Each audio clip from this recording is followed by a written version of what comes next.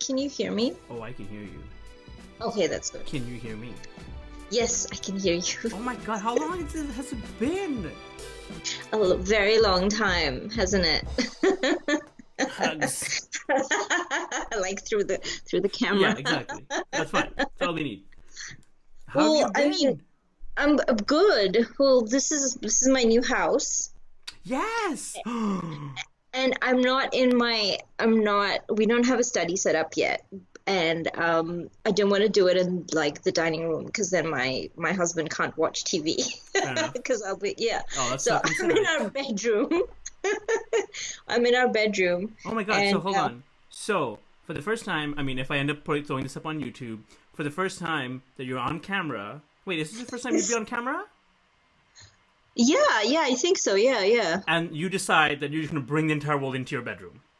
That's what you decide to do. I had no other choice, to be honest. That is all kinds of gutsy. Jeez. I'm in the basement. I have a sombrero in the corner. That's the intent of my bravery. You can't even see anything. Look, that's a bed frame. That's it, right? I see the bed and I see a pillow with his face. With both of you. Okay, I better move that. However you want to get down is fine. I'm not here to judge. This is where the magic happens, basically, right? Right. So the podcasting magic. Don't be dirty, guys. Okay, no, that's more obvious, isn't it? No, I'm just okay. Now I'm conscious. I didn't know. I'm trying to pick things out from the frame. Okay, it's okay. I'm kidding. It's fine. Well, welcome back. It's been a while.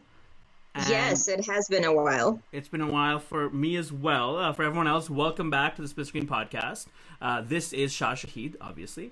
And this is I think this is my first recording in 2019. So this is me all healed up from all the nonsense that I was going through, and I'm back. Sam, thank you so much for being here. This is going to be sort of a very loose episode. I've gotten used to in the past year, in 2018, doing like a monthly Bollywood sort of recap show. That is a lot of work. And I figured we'll keep it light, we'll keep it loose. This is going to be a special episode where we look back on 2018 and its biggest moments. And you'll find out what that means in a little bit. But Sam, thank you so much. Welcome back. You are now sort of at this point where you've surpassed me as a writer. Whereas, what? Really? Yes. I read your recent piece, which obviously we will delve into a lot more in detail. You've also just recently done a podcast talking solely about that, which I will be linked in the show notes with the Pardesi YouTube channel podcast. But I'm reading this thing, and I'm like, do I need to even bother anymore? Like, can I just stop writing and just link everything to like Sam's Twitter? Because why? Like, what's the point at this point, right? No. Because I'm reading this thing, and the funny thing is, usually, like, if I'm reading something that I didn't experience, I'm reading someone else's movie review that I haven't watched, or like Ankur Pathak is an amazing writer for HuffPost India. I read some of his stuff, and I'm like, oh my god, yes, he's making great points. AK Talkies? Yes, Talkies? Yes, exactly. Yeah, he's great. No, he's whereas great. I'm looking at this article, and I've lived through everything you discuss in the article. I know you personally, so we've had conversations about these things, but then when you kind of combine these words together in these situations, I'm reading this thing, I'm like, yeah, that's such a good point. Like, it's like things I've never thought of before, even though I've lived through it, I've had conversations about it, and I'm like, she makes a good point. Yeah, this is really remarkable. I never put this together. So it's kind of like, why bother? Let's just read this all the time. No, thank you so much. That is seriously so great. Like, look, I'm even doing a thank you namaste. Like, yes, this might be like the first video thing we do. So we need to have visual cues. Thank you I appreciate you being aware of that. Okay, so before we get into what the show is about, I'm going to a little bit ambush you, Sam, just slightly. But it's also something I feel like I need to address. I kind of addressed it already on the Curious Cat thing. But I have been gone for a while, and this is something I didn't talk to Sam about before. This is kind of the first time I'm bringing this up, and also to a lot of other people as well. My third quarter of 2018 was a little rough. I kind of felt like I was doing a lot. I was really overwhelmed with a lot of things that I was trying to do, blogging and podcasting and my freelance writing stuff. Nothing personal. It was more really all professional related. I got a little overwhelmed. I kind of decided to take a break and walk away from some things. and create a sort of better balance, like a work-life balance, come up with a way to kind of manage my time better. I had a bit of a minor health scare, which kind of got me in that reflective mode, as happens, No, it wasn't WebMD, it was actual doctors. So I also I was very dangerously leaning back into a phase of my life that I overcame almost 20 years ago. I was really depressed when I was around 15, and so those the triggers that caused me to feel that way have long since disappeared. But I was kind of starting to lean back into that mode, and that's not good for anyone. So I kind of stepped back. I'm kind of back. I kind of think I have things figured out. But the thing I wanted to bring this up not for any sort of good job, Shah, but more because you, Sam, are one of very few people who, without realizing it, sort of gave me the sort of courage, kind of made me feel really good about myself at a time where I felt like crap about who I am and what I am. I don't know if you guys remember, but you and Asim, actually, another person. And again, you guys didn't really know what I was going through, but it's just that this really made me feel like I was part of a community. You guys had that, guess Shah's pet name hashtag and that whole thread that was going on. And those were sort of the very few tweets I did for the last couple of months. And then, it really made me feel like, I belong, and that there's people that, are here for me. And again, not in any specific way, but just that sort of BS, frivolous, fun sort of things really made me kind of... It helped. It really did help at a tough time. So thank you for that. That was obviously... It was just sort of... we were just having fun, basically. It was really nothing. It was the most... Yeah. It was a day in Twitter, basically. But it really did mean a lot to me personally. So that's why I kind of wanted to thank you for that. Look, we're all rooting for you. I love your site. I love your writing. I always read your reviews. You know that. Because for those that don't know, I always message Shah afterwards. I'm like, hey, I just read your review and it was great and blah, blah, blah. So, I am a steady reader on your site. Actually, a lot of my reviews are influenced by my conversations with Sam. So actually, you should take the credit for that. Usually I'm like, what was this? This is crazy. And then you reply back, I'm like, that's a good point. Again, like the article. But obviously the guest Shah's pet name thing was just really just like a fun thing that just started. And it's just continued because it's still going, isn't it? It is going a little bit. I forget who, I forget the Twitter user handle, but Faz Begum. She's Farzana Begum too. Right. Yeah, Farzana Begum too. Faz, yeah. Right. She's really mad about this. By the way, it's not Mongea. I'm just putting that out there. Anyone guessing it's not Mongea. She brought it up again a few days back. That's the thing. She seemed really upset. She was just like, I'm still waiting, Shah. And I'm like, whoa. Like, I feel I'm obligated now to reveal this. I feel she's more persistent because she's like, I will get to the bottom of this. Yeah. I wouldn't be surprised if she just ambushes me in public. I'm like, is this you? Tell me. But no, anyway, Sam, thank you for that unknowingly kind of lifting up my spirits really that time. And I really hope 2019 is a great year for everyone, especially definitely you. Should be definitely. I'm working towards that, and I also want to give a quick shout out to Manish as well, Manish Mathur, and his podcast on Film Talk Society. I was on recently. I did a podcast, and again, and also during that time, for some reason, also a lot of people reached out to me to be on their shows. So that happened to be sort of like the serendipitous thing where it was giving me like validation in a way. You know, when you're kind of down about, what am I doing? Should I keep doing this anymore? Life sucks. # first world problems. So it's really nice when people reach out and go, hey, I like what you do. Can do it more.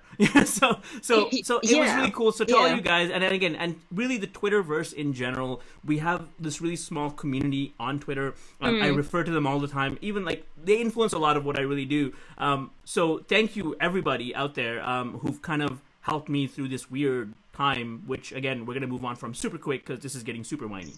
No, it's not. A little bit. Like every time I tell this story, really, like I kind of, my reaction is always like, oh my god, this is such first world problems. Like I'm really just talking about my emotions and feelings and how I was overwhelmed with life, guys. Like, You should go to India to find yourself. Right? Yes. Eat, pray, love that nonsense. And you know what's weird? I did go to Bangladesh during all that too. During all this, I did go to Bangladesh. Go to India, Bangladesh to find yourself, and then post like this, put up this Instagram post and have this really condescending long article. Yes. And the picture is like something just like a field in the sunlight. Completely unrelated, and just be like, the people here are so poor, but their hearts are so full. Sprinkled with like Buddha references and like moksha and just like various Eastern philosophies, you know. Yeah, I'm down. I'm for it. Anyone, hey, my Patreon's open if anyone wants to fund this. You know? All right, let's get down to why we're here, essentially. So 2019 was pretty huge for Bollywood, right? A lot of crazy things happened. A lot of things that I think surprising things happened. Excuse me. Things, it was very much. I mean, movies and off screen. I mean, okay, I gotta ask. For you gossip queens, it was the year. Am I wrong? Am I right or wrong? This was like it, right? This was an unprecedented year. We have never had a year like 2018 when it's come to like gossip material, for sure. I mean, three major A-list actresses got married, right. And one other A-list actress got married like December 2017, so I guess it does count in the 2018, like just like that 12-month period. It counts for awards. It counts for the Oscars, so it counts for us. It was insane, like the amount of I'm telling you, like I am just a voyeur, and I was exhausted. So can you even imagine what it was like? I'm really glad that my emotional breakdown coincided with two of those weddings. I was really glad. I didn't need to be on Twitter. I didn't need to mute anything. I was just gone for my own personal reasons. So that was kind of like a benefit that I just kind of skipped that whole thing. I did enjoy that, though. A lot of things. I mean, even with movies, like up until, again, like the first week of December, we had, releases that kind of, were hits and you're like, what the hell? And flops that you were like, whoa, what the hell? So we're going to talk about all that. I tried to go a little chronologically, but we're going to kind of jump all over the place. The sort of first controversy we had in the beginning of the year was the whole Padmaavat thing, right? Yes. The movie itself was... I enjoyed it. I had many problems with it. You can hear back on some of the other episodes of this show. You came on almost 2 years ago before the movie even released, and we discussed, what the history of Padmaavat and all that. You actually went to India. You gave us your first-hand account. Yes. Now, I have a question for you regarding this Padmaavat issue. I mean, the controversy was obviously dealing with historical accuracy, and there was like fatwas released and some crazy stuff against Deepika and everyone else. We're also now on the cusp, sort of, a year later on Manikarnika. Releasing sometime in January, February. But leading up to this movie, besides internal drama in the movie itself, Kangana is the director now, all of a sudden, the director left, and Sonam left, and people are leaving and coming. Besides that, there's really no sort of outcry that I've heard of regarding the historical accuracy of this movie. No one's out to cut off Kangana's nose, for the movie. I mean, other things maybe. Yeah. But, So why do you think that is? Why do you think there's this sort of preferential treatment, or like this sort of discrepancy between what movies people choose to get pissed off about? Well, I mean, I'm just going to put it to something that might come off controversial, and I may have a horde of fans coming after me, but I do think Kangana is good at... She set the groundwork for no controversies by sucking up to the right wing. Sure. Okay. She did that. I mean, she's basically been going around talking about how cows should be protected. She's... Really? I didn't even know about that. She did, yeah. She came on some show and she was just like agreeing that cows are sacred animals and should be protected, and et cetera, and talking about nationalism and how important it is. So I think she has sort of bought into, or is plying the nationalistic groups with sort of like, buttering them up, basically. Muska. Yeah, muska. She's like lagawing muska, you know what I mean? Yeah. And because of that, I think it's all been quiet on the home front. I can't think of any other explanation for that, to be honest, because I mean, Manikarnika is a film, a historical film that delves into the topic of a historical figure that we, again, do not know a whole lot about, which is exactly what Padmaavat was about, which is exactly what, I mean, even Devdas had his fair share of controversies back then. It was on a smaller scale, but people were like, this never happened in the books, you know. So there are always people that are going to go and say, this never happened, that never happened, but no one's actually saying that about Manikarnika. So I'm very curious more than anything else. Yeah. I mean, there is things to talk about with Manikarnika, but not this kind of stuff, which, yeah, I mean, I was just a little surprised. I mean, I don't know where I heard it. I'm not going to take credit for it, but someone did mention that this sort of picking and choosing what movies you want to be upset about based on their sort of commercial appeal really kind of exposes these groups' agenda, really, right? Like they're not their really ulterior motives, right. They're not really upset about the issue. Their agenda really is how much can this issue bring publicity to them? Right? Yeah. And again, there's other movies too that you see this with. You know, a lot of other movies that are a lot more sort of like you kind of watch these movies and you're like, why aren't they pissed off about it? Well, look at this. But you kind of get that, right, this is an indie movie. That's why no one gives a crap. Whereas that's a mainstream movie with, you know, Bollywood stars, and that's why they give a crap. It just seems hypocritical, but hey. Yeah, and I think the amongst all the controversies we've had in the last 2 or 3 years, I think the running strain through all of them has been that all these groups have been fringe groups. Mm-hmm. They're not, like you said, this sort of cherry picking and deciding which film you're going to get outraged about is based on what you think can give you publicity. Right. And these sorts of groups, nobody had heard of them before they started protesting against the movie. Like the what was it, the something Sena, the people that got really outraged. Sena, yeah. No, the Shiv Sena is actually a mainstream one, but this was you're referring to Aidil Mushkil, right? And Fawad Khan being in it, and that becoming like that was the Shiv Sena. No, it was like a subset of the Shiv Sena, like this small group that sort of like affiliated with the Shiv Sena. Canadian politics. So yeah, but like that's what I mean. Like it was a small group, right? And then even with the Padmaavat controversy, it was like this small group again. And so I mean, I think it's really I feel we really need to look at who these groups are and what their reach is, and then look at how much they're actually benefiting publicity-wise from speaking out about their quote-unquote outrage. Well, clearly, Sam, if you remember someone's name from like 2 years ago, it's clearly kind of working, right? Yeah, exactly. Exactly. Unfortunately. Yeah. All right. So let's get into sort of the biggest controversy that happened somewhat mid 2018, which I think we're still kind of hoping that there's a bigger shift, that this kind of sticks, unlike some other controversies that come and go. The MeToo movement hit Bollywood in a big sort of badass way. It essentially stemmed from an interview by Samarpita Dutta, an actress from a couple of years ago who had retired and gone to the U.S. And she came back, she got some screen time, and she essentially talked about the fact that she was harassed during a movie by Nana Patekar. And this sort of, similar to Hollywood, this kind of started this sort of rolling ball, this snowballing effect of a lot of people coming out, a lot of people accusing people. So far, I've got a list of sort of the more prominent people that were accused, and allegedly, I don't know if it's been proven yet. I don't know what the sort of follow up to these stories are, but everyone from Rajat Kapoor, who was the dad in Kapoor and Sons, Alok Nath, Nana Patekar, Sajid Khan, brother of director Farah Khan, director in his own right as well, Varun Grover, who was the writer for Sacred Games and a lyricist as well, Vikas Bahl, which I think he was involved in sort of the biggest repercussion of this Me Too movement in Bollywood, which was the shutting down of Phantom Films. Chetan Bhagat, who's an author, movies based on, his books have been made into movies like Two States.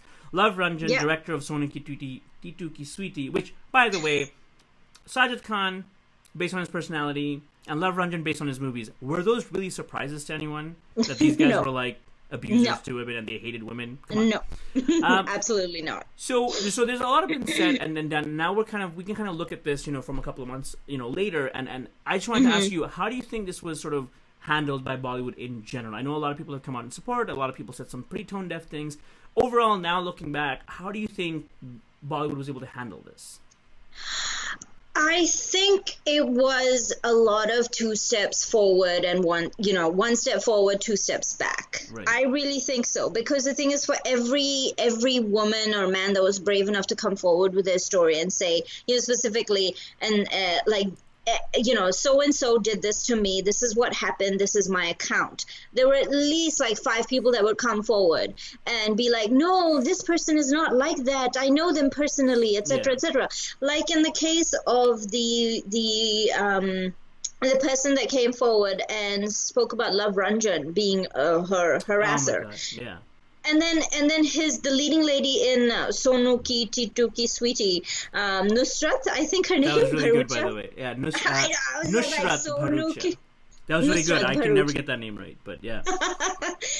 Nusrat, she came forward and she had this whole ass statement on her Twitter about how Love Sir is not like that, because this incident happened on the sets where this female assistant was sick and he wouldn't continue unless she got the medical help that she needed, etc., etc. And it was just ridiculous, because just because a man has not done anything in front of you or to you does not make him capable of not doing it ever. I also love that when these accusations come out, people give the most mundane everyday examples towards a guy's like credibility.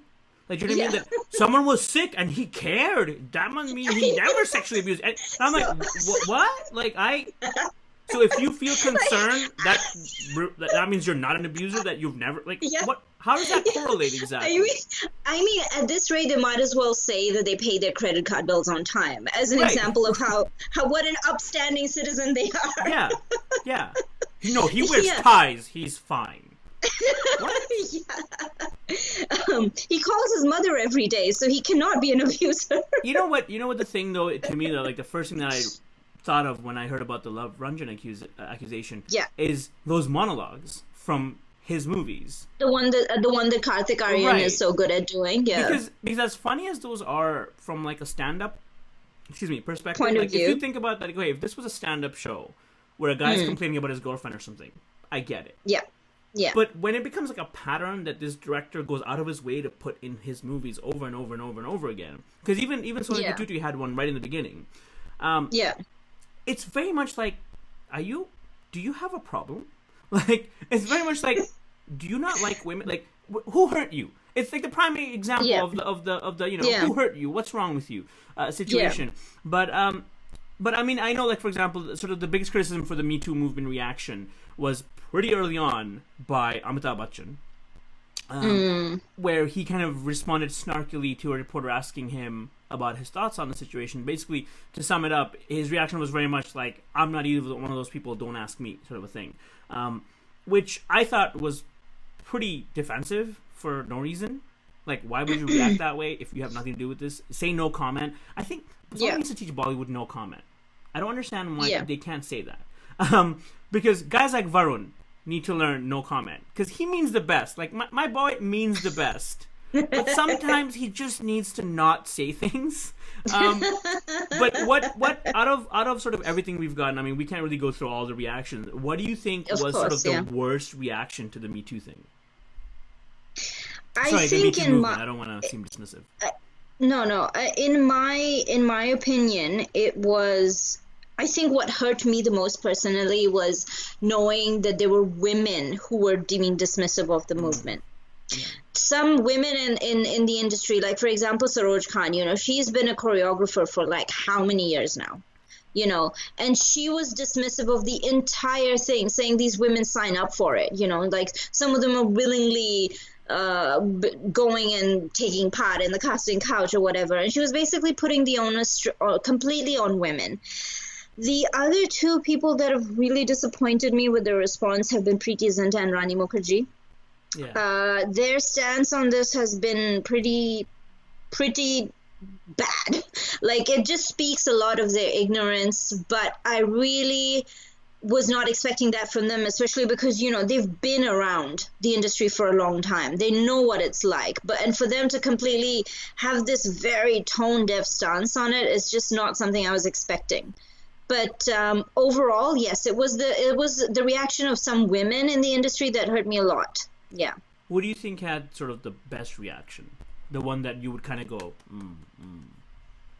I think if it any. was to me it was Imran Khan. Oh, I Yeah, because okay, so he gave an interview fill me in where here. he's yeah, yeah. So Imran Khan gave an interview where he spoke about how, him being from a film family has insulated him a lot. But he's realized, or he's come to the realization that there are women that come into the industry from, like maybe like some small town, Hmm. and they're all alone in the city. They're all alone trying to find work in the industry, and to think that these women have to sometimes be pushed into something they don't want to be doing, they don't want to do, just because they really are desperate to land that one role or that film. It Right. was very touching for me to see, especially a star kid being Yeah. so cognizant of their privilege, not only when it comes to being a man and obviously being insulated from being harassed so upfront, but also to realize that it's not easy for women in general, Right. and especially for those that don't have that sort of background or family, like, Wow. to help protect them. Yeah. That's interesting. I mean, now, obviously, so far, the biggest sort of consequence of this movement, so far, I say, because again, I'm still hoping that other things happen too. The biggest sort of snowball effect and repercussion of this has been essentially the dissolving of the Phantom Films production house, which Yeah. I mean, which kind of sucks, right? I mean, Yeah. just as someone who enjoys films and enjoys the work that these guys did, this year alone they had Bhavesh Joshi, they had Sacred Games, they had Man Marzia. I think Mukkabaz was earlier this year as well with Anurag Yeah. Kashyap. So Yeah. this was a great year for the production company as sort of for their art. But on Yeah. sort of behind the scenes, this is what one of their employees was going through, which is super shitty. And I mean, if it takes, I saw a lot of people. The thing that upset me, and again, like we've established that I get angry for totally different reasons than normal people. The thing that is kind of irritated me was a lot of people online when Phantom Films closed, and the reason was this expose, and this woman's pain. A lot of people were like, "Oh, that sucks so much. This production house was so," and I'm like, okay, hold on. Like, I'm also upset that we won't get movies from these group of people from this team. But when it comes to what happened, like, there's no comparison. Like, you can't be like, Yeah. oh, we're losing art. Someone was hurt, like, emotionally, Yeah. mentally, physically. Like, their life Yeah. was probably... Like, you can't quantify or compare that. So I think that, to me, was sort of the biggest disappointment from just the public in general. I mean... Yeah. But do you think that, like, after this, obviously, and Phantom, I mean, say what you will about Anurag Kashyap, he's kind of like my favorite director. And I'm definitely, and I'm sure, the thing that I like about him, even with how he dealt with this, you can definitely criticize him for, not dealing with this properly, because he's Yeah. admitted that he didn't do this properly. Yeah. And the fact that I like that he just kind of like took his shirt off and went, go ahead. Like, I'm here for all the lashes. You know what I mean? He was ready for the consequences. However, and he kept coming back on Twitter, which I was kind of like, bro, just leave for a second, right? Take a break. I know. So I mean, I did like that about him a little bit, but at the same time, do you think there's going to be any other sort of long-standing consequence from this? Like all these guys, Vikas Baal, you've got, Sajid Khan, who's pretty A-list, Bollywood by association. You've got Varun Grover, who just came off Sacred Games like this year. Do you think there's going to be any sort of lasting repercussion for these guys and all the others that I haven't even mentioned yet? Do you think there's going to be any sort of lasting change in Bollywood from this? I hope so. And I think we should also touch on the fact that there were other people in sort of not so much in the forefront who are Yes. also facing consequences, like the head of marketing or something from YRF was fired over allegations of sexual harassment. Yeah. There was a lot of Someone singers high as up, well. yeah, so someone high up in YRF who works in the movie business, who is not obviously a public face, was fired. And then there's other people behind the scenes that we don't know of that are probably, getting having some sort of repercussions again because of the allegations that they're facing, etc. So I think it's there may be change happening behind the scenes that we don't exactly know about. But in terms of the people that we do know publicly of, I hope that these there are lasting repercussions, because people really, really need to know. I mean, need to learn, take notice of these sorts of things and all of that. But at the same time, being cynical, sometimes there is a lot of money riding on people. And that's, like, for example, Vikas Bal. I mean, he was originally fired from Super 30 with Hrithik. Yeah. And then brought back in because, really? he's back. No idea. But it was done quietly, but he's still back.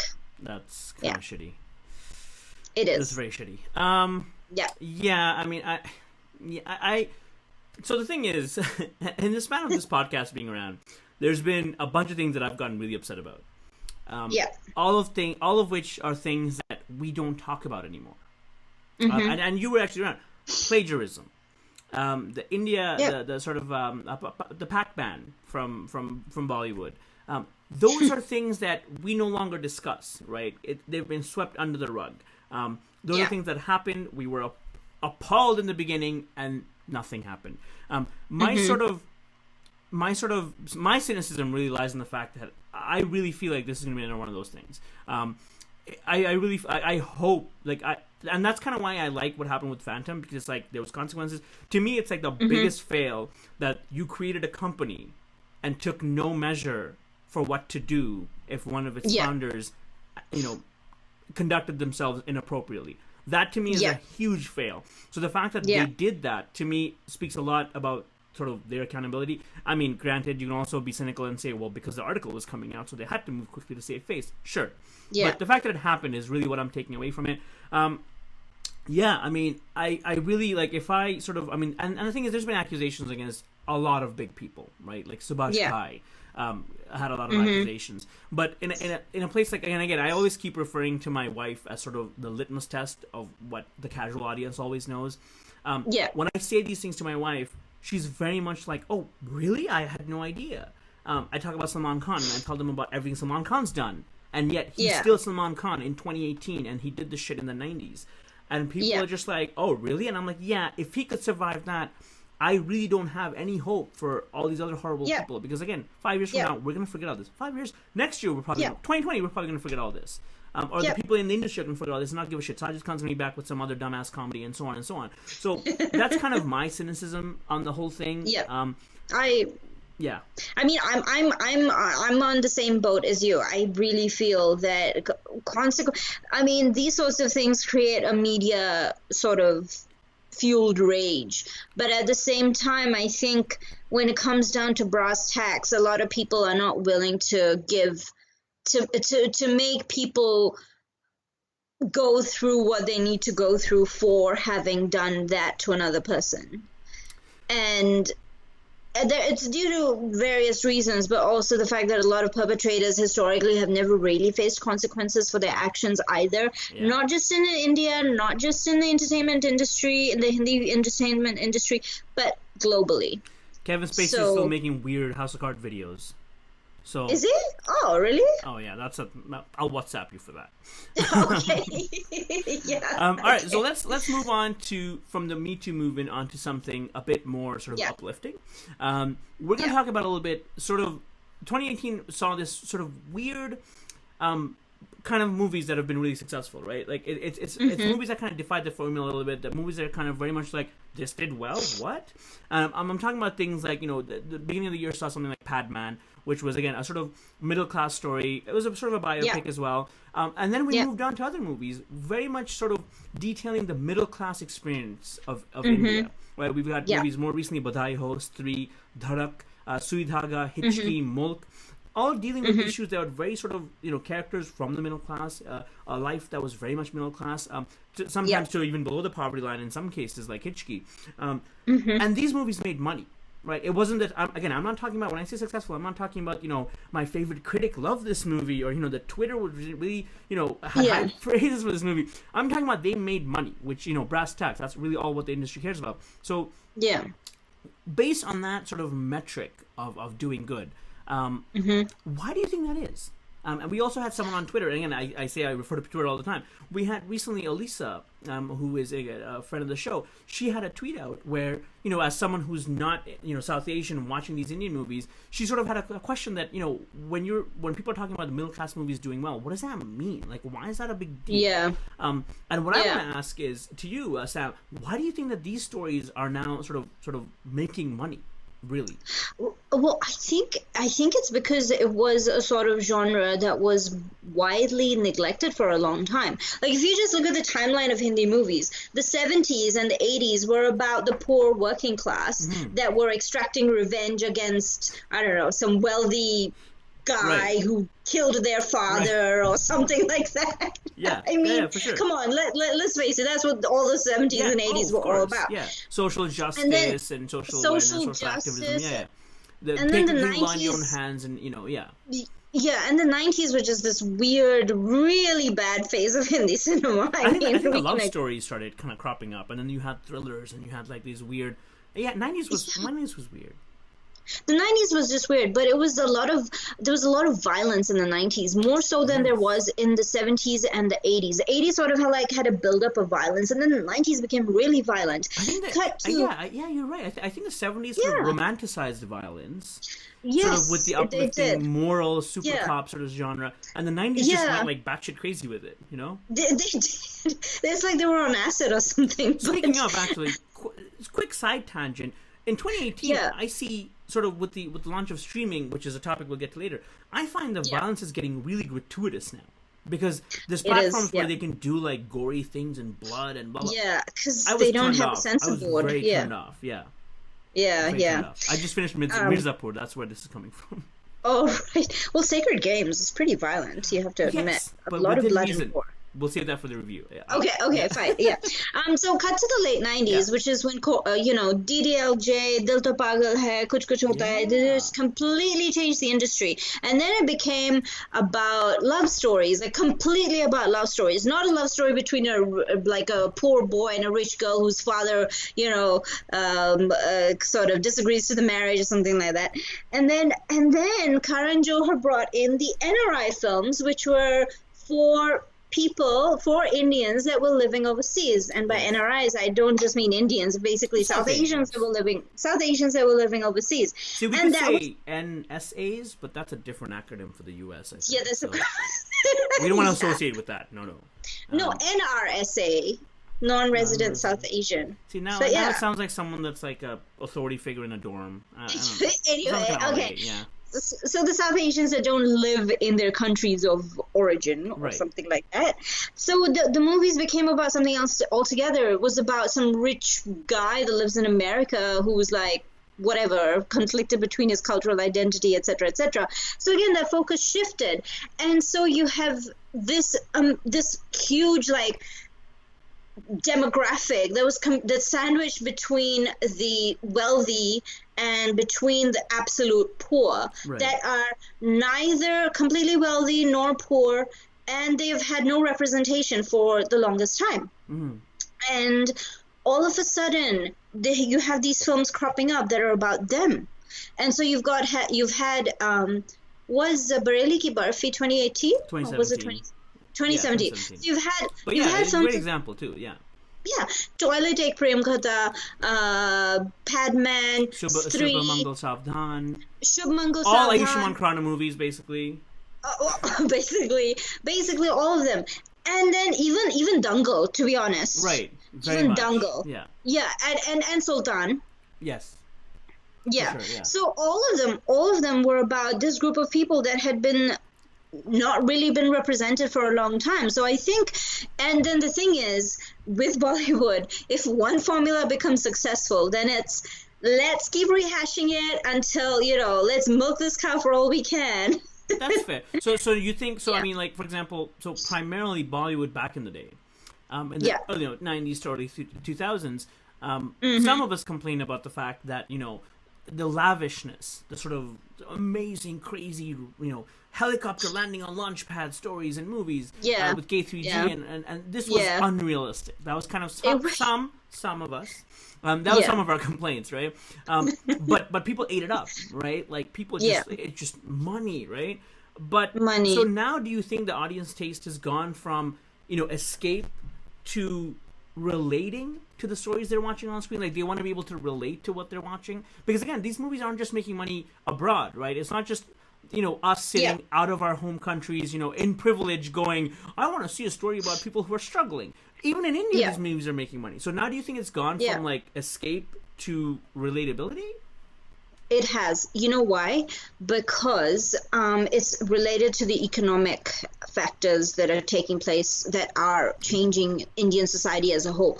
Because the Indian economy was opened up to foreign investment in the late 90s, and you had an influx of foreign brands and companies coming in, there was like this burgeoning middle class. More and more people, I think this was a few years ago, but I saw this on the BBC about how more and more people were entering the middle class in India than ever before.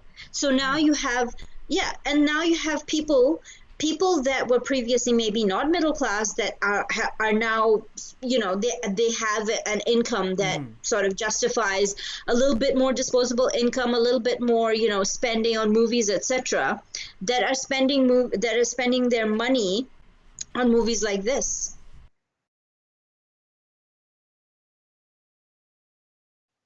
Sorry, I did mute myself because I got handed this. So as I'm podcasting, my wife and sister are having a great time upstairs. So sorry, let me unpack for a second, because economics and math and numbers aren't really my strong suit. So what you're saying is basically these movies are more people are finding these movies more relatable because people are entering the middle class more nowadays with foreign investment and basically with the uplifting of their social statuses. So that makes sense, because again, a lot of these movies sort of do speak to that, right? They do speak to, like, when you watch these movies, social media is prevalent in these movies. I'm thinking about Secret Superstar, for example, another movie that kind of last year that took advantage of social media in a way, but very middle class still. It wasn't like these are rich people, influencer on Instagram or anything like that. So that does make sense. I mean, I guess also with internet, but it's nice to see. Do you personally? I love this. I love that we're getting to see stories about real people, and not only are they good, like, I can name to you 20 movies from 15 years ago that I personally loved, which were all flops because they feature stories like these. Sort of real pain, real struggle, real people. But at the time, flops. Every single one of them, because people didn't give a shit. I also think it's a lot to do with how the movies were constructed as well. Like, if we remember back in the days, if there was a movie about the working class, or if there was a movie about the middle class, it was always very dramatic in the sense that the melodrama was so enhanced. It's like, oh my God, I am poor. Like, my life is terrible. Please, Bhagwan, save me, And then you would have Nirupar Roy, who was always blind, and then, it's just... Nice.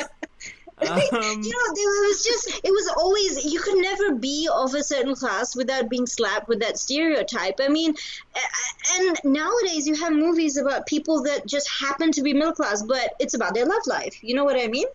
Like, love. You know what I mean? Like, Love Per Square Foot. If you think about it, the story was not so much about Vicky Kaushal's background. It was just the fact that he didn't like staying with his parents, and he just wanted his own independence and space. And it wasn't done in a derogatory, condescending way that, like, he's poor, his life is shit. It was very much like the pursuit of ambition, right? Like, he wants to better his life through his ambition, through his work, through his career. And that was kind of the plot of the movie. I get what you're saying. That makes a lot of sense. I mean, and I personally, I think I like that. I think I enjoy. Like, I haven't seen it, so don't call me on it. I will watch it when it comes out on Amazon Prime, courtesy of Kathy Gibson. Thank you very much. Suri Dhaga, this movie which really seems to center around entrepreneurship, right? From that middle class mentality that, hey, you can start your own business, you can kind of contribute to the economy, you can make your station in life better on your own terms, right? Exactly. And I love those messages. Hitchki, same thing with kids and education, right? That no matter where you're from, if you're getting a shot at education, if you put in the effort, you can be whatever you want. There's a scene where Rani Mukherjee literally says that to the kids. Because half those kids are like, well, we're poor, so we're going to end up being a delivery boy or working in a garage or something. And she's like, no, education is your window into a better life. So I like that. I like that as people, because growing up, my biggest frustration with the South Asian people, I'm going to say brown people, was the mentality. And I find, and the reason why I love movies is I find entertainment has a huge sort of power to change opinions and insights and you know, and influence people's way of thinking. So if that's where Bollywood's headed right now, you know, it's I'm great. all for it. Like I'm gonna, I'll pick it, I'll put up a sign, like I'm advocating all of this. Yeah, like, I mean, if you take Bareli Ki Barfi as an example, it was about a guy who likes a girl, but then he just fibs his way through the whole thing by getting someone to pretend that he wrote a book, when in fact it was him. Like, the middle class backgrounds of these characters was just incidental, really. Yeah, exactly. It wasn't, that wasn't what the story was about. It just, they just happened to be that. They just happen to be middle class. I mean, Kriti Sanon's parents own a sweet shop, and her father is, you know, they're not trying to show her parents, or especially her father, as like this misogynistic sort of very patriarchal type of man. He's very, you know, he's very concerned about his daughter, but he's more concerned about, is she finding the right person for herself? Right. Yeah. I also like that. Yeah. I also like that with these movies, we're getting to a situation where we're not demonizing sort of old-fashioned thinking. Like, there's sort of this perspective with certain movies where it's like, if you think that women should work and, you know, stay in the kitchen, and women should only tend to their husband's needs, there was a mentality where it's like, that person is evil. You know, they're the antagonists of the story because they think like that.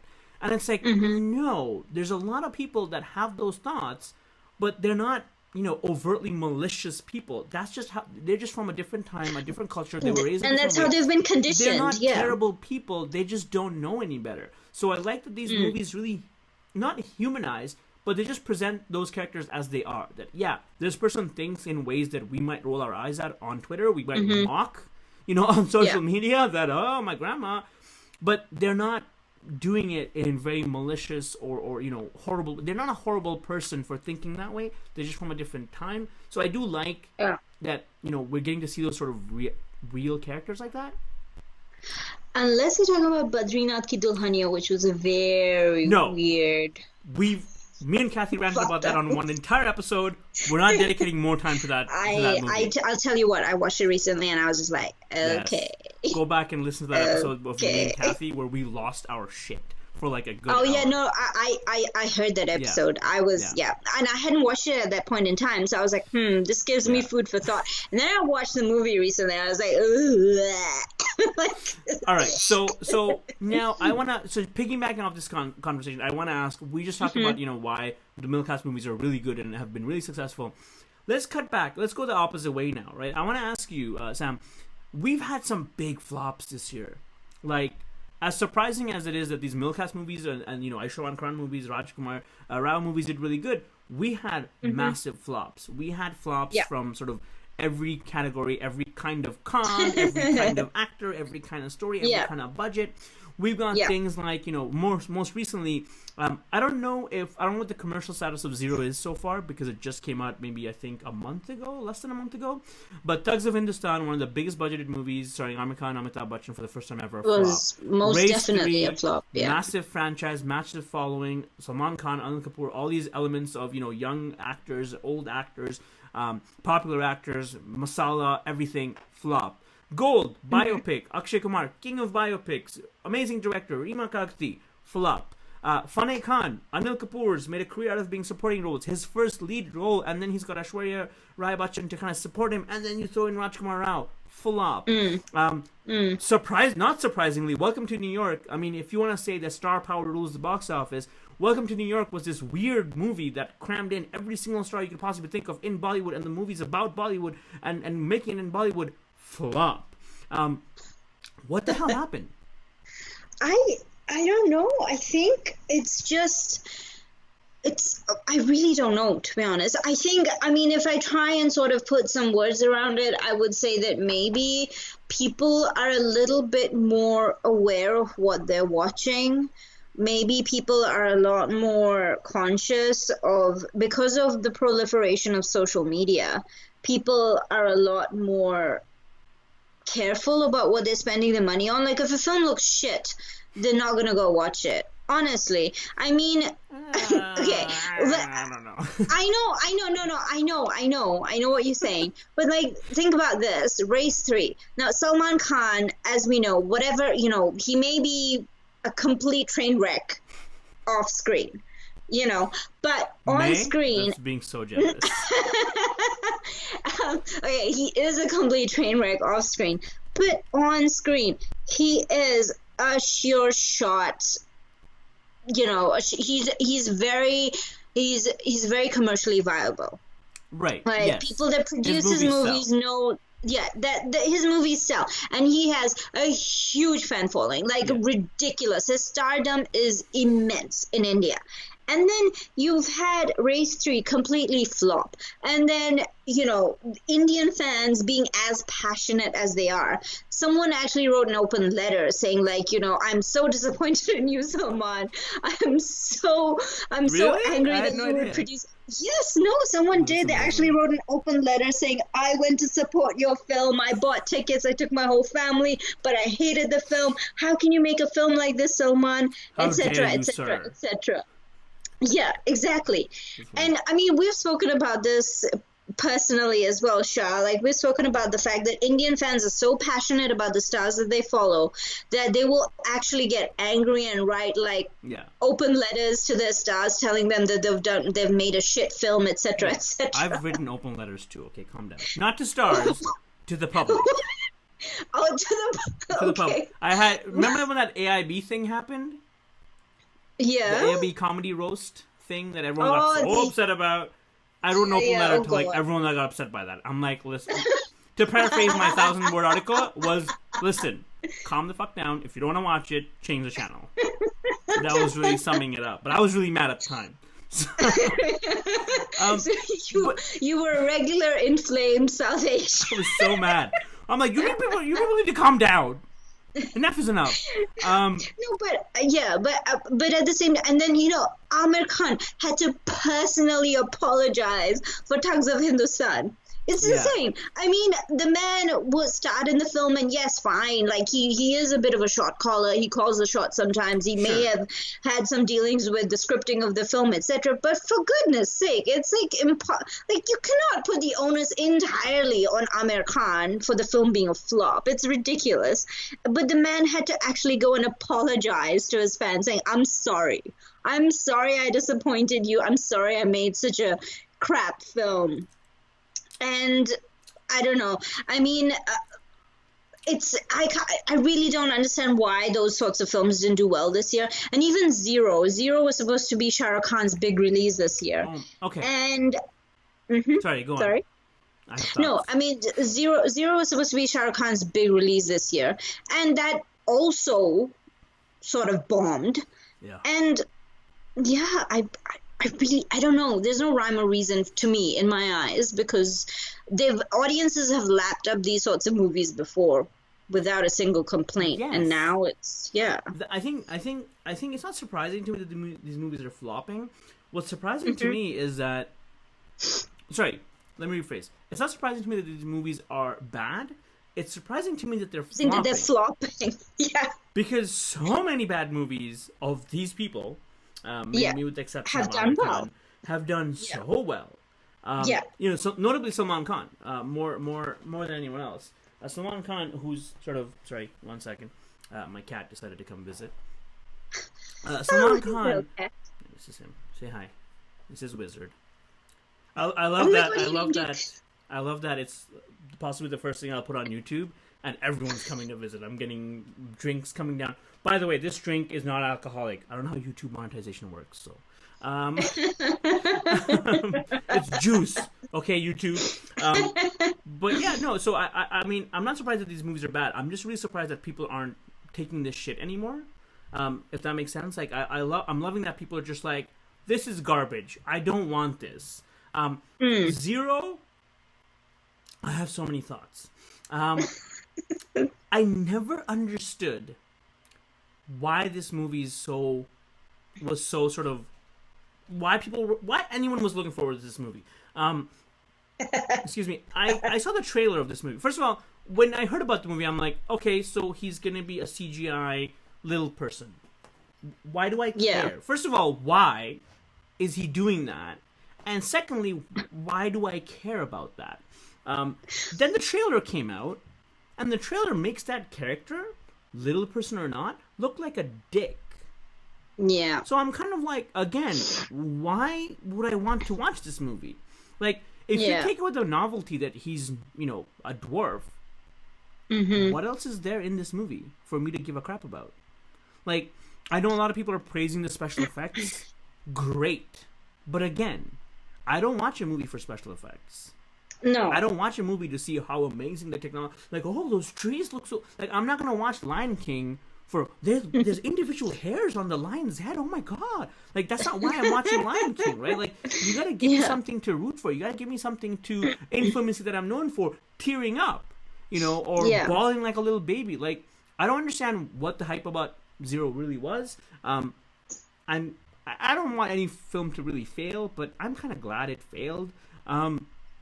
But, sorry, coming back to the point, now, I'm going to ask you a question that I know is going to trigger the crap out of you. Okay. Right. Because I want your rant on film, on camera, on audio, for everyone, what you did to me on WhatsApp. Okay? Sam. Oh, yes. Do you think... Yes, I am ready that with the failure of these movies by the big cons, do you think that signals a rise of, new age actors like Ayushmann Khurrana, Vicky Kaushal, given that their movies were so successful this year, but the major big Bollywood stars' movies flopped? What are your thoughts? Okay, I'm just going to breathe in for a second. And then exhale. And then let loose.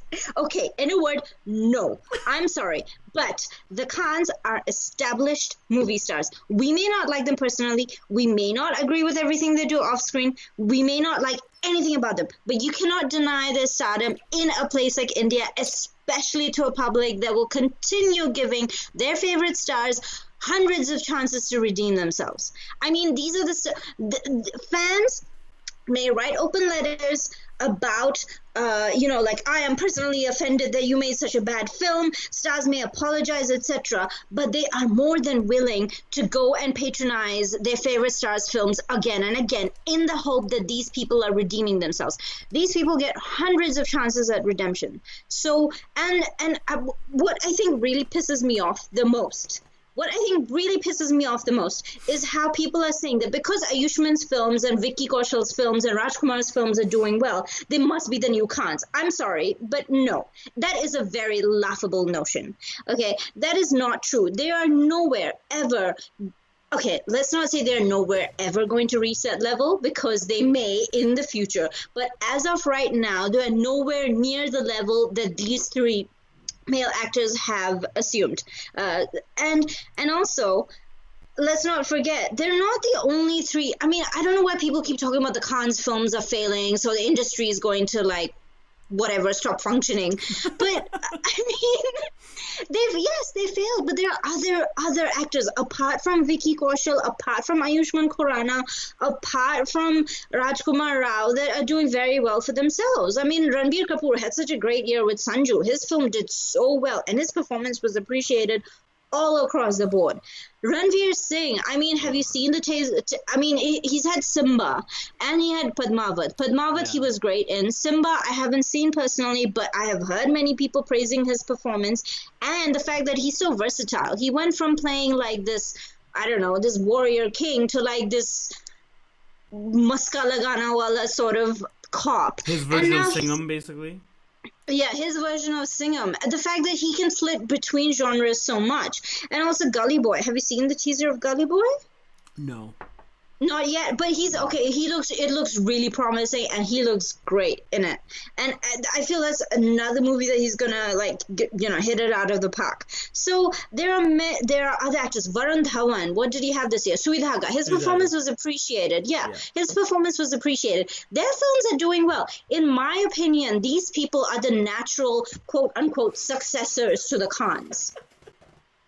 And I don't know why people are saying, oh, Vicky Kaushal is doing well, so he must be the next Shah Rukh Khan. Like, please, bitch, no. I'm sorry. I don't want anyone to think that I'm being rude or like disrespecting your answers. It's just that I heard this rant in text form, so it's really great for me to hear this like live in person. And I mean, at this... I'm kind of disappointed that you didn't do like the neck crank and the snap. I'm a little upset by that, but it's okay. I've learned to digress. I did do bitch no, so that makes up for it. Okay. Do you want me to do bitch please as well? Because I'll do that too. I'll be bitch please. I don't even know how much of this will make it to the final cut of it. I'm kind of monetized on YouTube. I don't know how iTunes feels about bitch.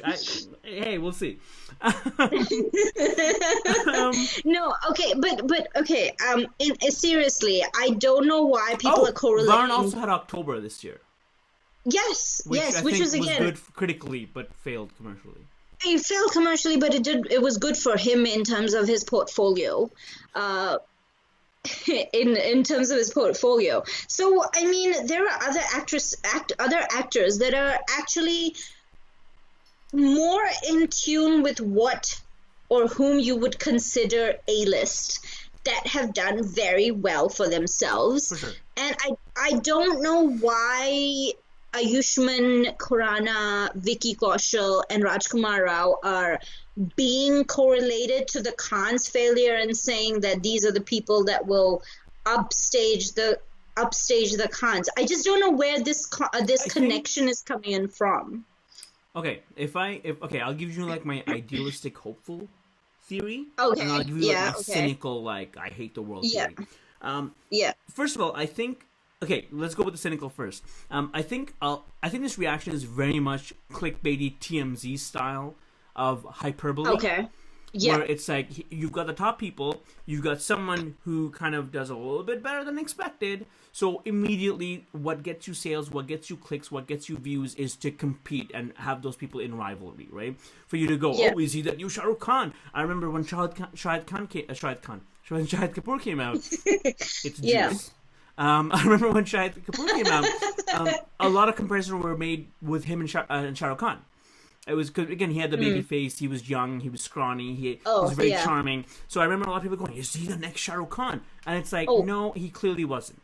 And don't forget Hrithik Roshan. Remember when Kahona Pyar Hai released and he was like, oh my god, there was such a craze for him, and people were like, yeah, he's gonna replace Shah Rukh Khan. Do you remember the rivalry between Shah Rukh and Hrithik in the tabloids at that point? Again, this is predating to when I used to read hard copies of Stardust and Filmfare. And then I think it came out that Suzanne and Gauri were friends, and then that's when everyone was like, "Oh, I guess they're not beefing." Damn, I'm disappointed. Right. So I think that's just sort of the media. That's where they want to go, right? They want to just pit someone against someone established and make that comparison, draw that line to sell those copies and get those subscriptions, get those views. My hopeful, idealistic reaction is what I told you on WhatsApp. Do you find that, and again, I feel this way, right? Do you feel that this reaction stems from wanting that change, right? Like people are hopeful that, yes, we're hoping that these talented young actors will change the industry a little bit. That we want to get quality over stardom. We want to, get script over actor. Story versus, mainstream commercial box office appeal. And hopefully these young guys who are taking those risks, who are doing the movie not for, what kind of clothes do I get to wear? What kind of action do I need to do? No, they get to play these roles because what's my character? What's the story? What's my motivation? What's the script? Where does it go? That hopefully this will change the way veteran actors look at choosing projects, right? They don't just go with their best friend who's a director. They don't just go with the producer that has, the most successes under their belt. They don't go with the actress who's the hottest thing right now. They go with the content, right? So that would be my sort of idealistic reaction, that I'm hoping things go that way. I know not personally. I know from my years of being a Shah Rukh Khan sort of fan that he's very affected by box office figures. I know when something flops, when he tries something new and it doesn't work out, I know he reassesses his way of choosing movies. He did it when his first production company flopped, Dreams Unlimited with Juhi. So I know that he's a very sort of reflective actor, and I hope he takes these movies. What was the movie he did with Aliyah? Dear Zindagi. Yeah. That was, I think, one of his best roles in recent times. Exactly. And then you look at Zero, and it's kind of like, bro, can you just do more of that? Harry Met Sejal, he had the same sort of situation, right? It didn't do that well critically or commercially. So it's like, can you just can you relook at your career and just do things that work versus things that don't? Amir Khan, I have nothing against him and Thugs of the Sun failing. He's given us so many good movies in the last 10 years that I'm like, you know what? The guy was due for a flop, really. So no complaints on that end. Salman Khan, like, he's always sort of the dark horse where it's like you want him to do well, but he doesn't, so I don't really have any hope for him. But these movies, I really hope that this kind of, the audience, clearly, as we mentioned before, with the middle class movies being successful, the audience is changing. The stars need to change. Bollywood needs to change. With the MeToo movement, everything needs to change. How they do business needs to change. So we've kind of touched upon everything from what the industry did this year, what happened this year, to where we want it to go beyond this year. Let's get into something a bit more fun, maybe. I gotta ask you, Sam. We've had a lot of debuts this year. With varying results. So I'm just gonna rapid fire, quickly go through some of the. Oh, did I say that? Oh, that was an accident. That's not. That's not. That's trademark infringement. We shouldn't say that. That's copyrighted by someone else. All right. So some of the debuts this year, I'm gonna quickly just go list them off for you. Let me know what you think. I don't know if you've seen the movies. I haven't seen a lot of these movies. I've seen some of them, but I just want to discuss, what we think about these debuts. So the number one, first of all, we've got here Ayush Sharma, which is Salman Khan's brother-in-law. Okay, calm down. Let me finish first before you scoff. Okay. Ayush Sharma and Varina Hussain in Love Yatri. Did you get a chance to watch that movie? It's on Amazon Prime right now. No. No, I haven't watched the movie. You seem so upset about it. Yeah. No, I haven't watched the movie. I really don't know, to be honest. The music was good. Weirdly enough, right? The music was good. The music was good. I'm not going to rush to watch a film like that. Right. I don't know what else to say. So you know what's weird? I go on to IMDb, right? Yeah. As I do, to find credits of these actors and actresses and things like that. Love Yatri, for some reason, has each music video from the movie, listed in its own entry, with its own sort of cast and crew and things like that. And Varina Hussain, who's had no other debuts, if you go into her page, it says known for, and it's just those entries of songs from Love Yatri. Oh, that is so weird. It's so weird. This is like the weirdest thing. But you saw some of the music song videos though, right? So let's do something that I hate when other people do, which is let's make some snap judgments about actors based on not seeing their movies. Okay. So Ayush Sharma, just from the trailer alone that I saw.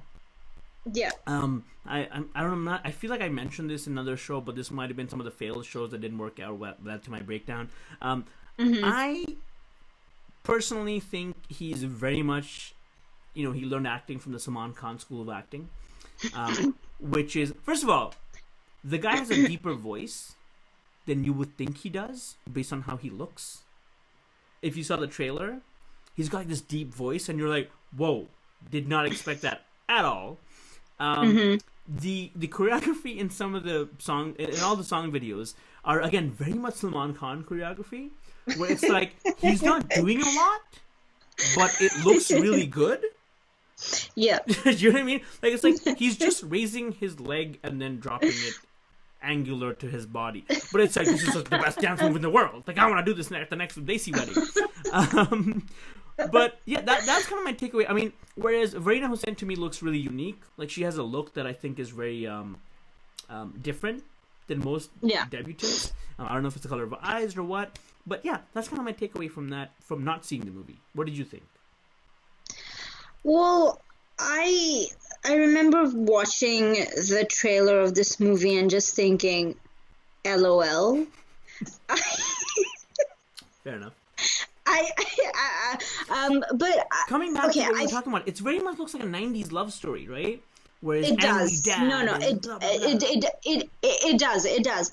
And the thing that struck me was the fact that you have the focus was entirely on Ayush Sharma, being Salman Khan's brother-in-law and debuting, etc.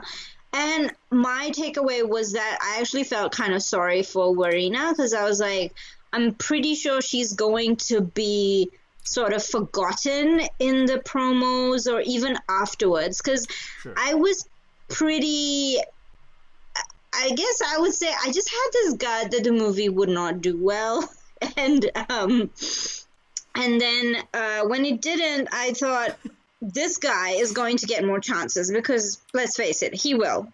Yep, he will, because Salman Khan is his brother-in-law. He's going to keep financing movies with him in it and shove him down the audience's throats. But her, we don't know. I mean, I don't even know what her background is. Was she a model previously? No idea.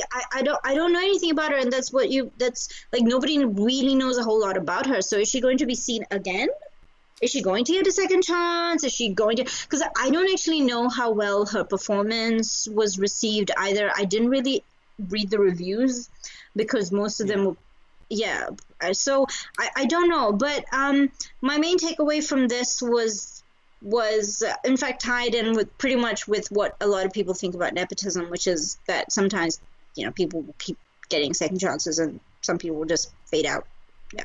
Unfortunately, I mean, sort of okay. To answer your question, the downside to being a more chill Shah and not freaking out about every little thing is that I didn't actually do any research on Varina Hussain because I didn't feel like we needed to know anything about her. So deal with which it. Shows you the kind of reaction that she's had in the industry. You know what I mean? Completely from a superficial perspective, I'm like, oh, this girl, like, if I was to see her in a lineup of debutantes over the next, last 5 years, I'd be like, yes. Like, I know who that girl is. Which is such a low bar for, making a mark.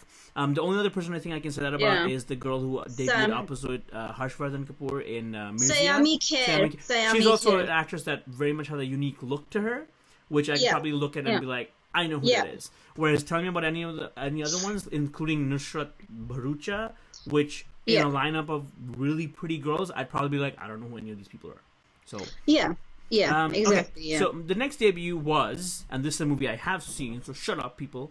Janhvi Kapoor and Ishan Khattar from Dharak. I know you got a chance to see Dharak, right? If I'm not. Yeah, I did. No, I did go and see it. Yeah. So what did you think about Janhvi Kapoor, who obviously is, unfortunately now infamously known as Sridevi's daughter, and Ishan Khattar, who not so famously is basically Shahid Kapoor's half-brother?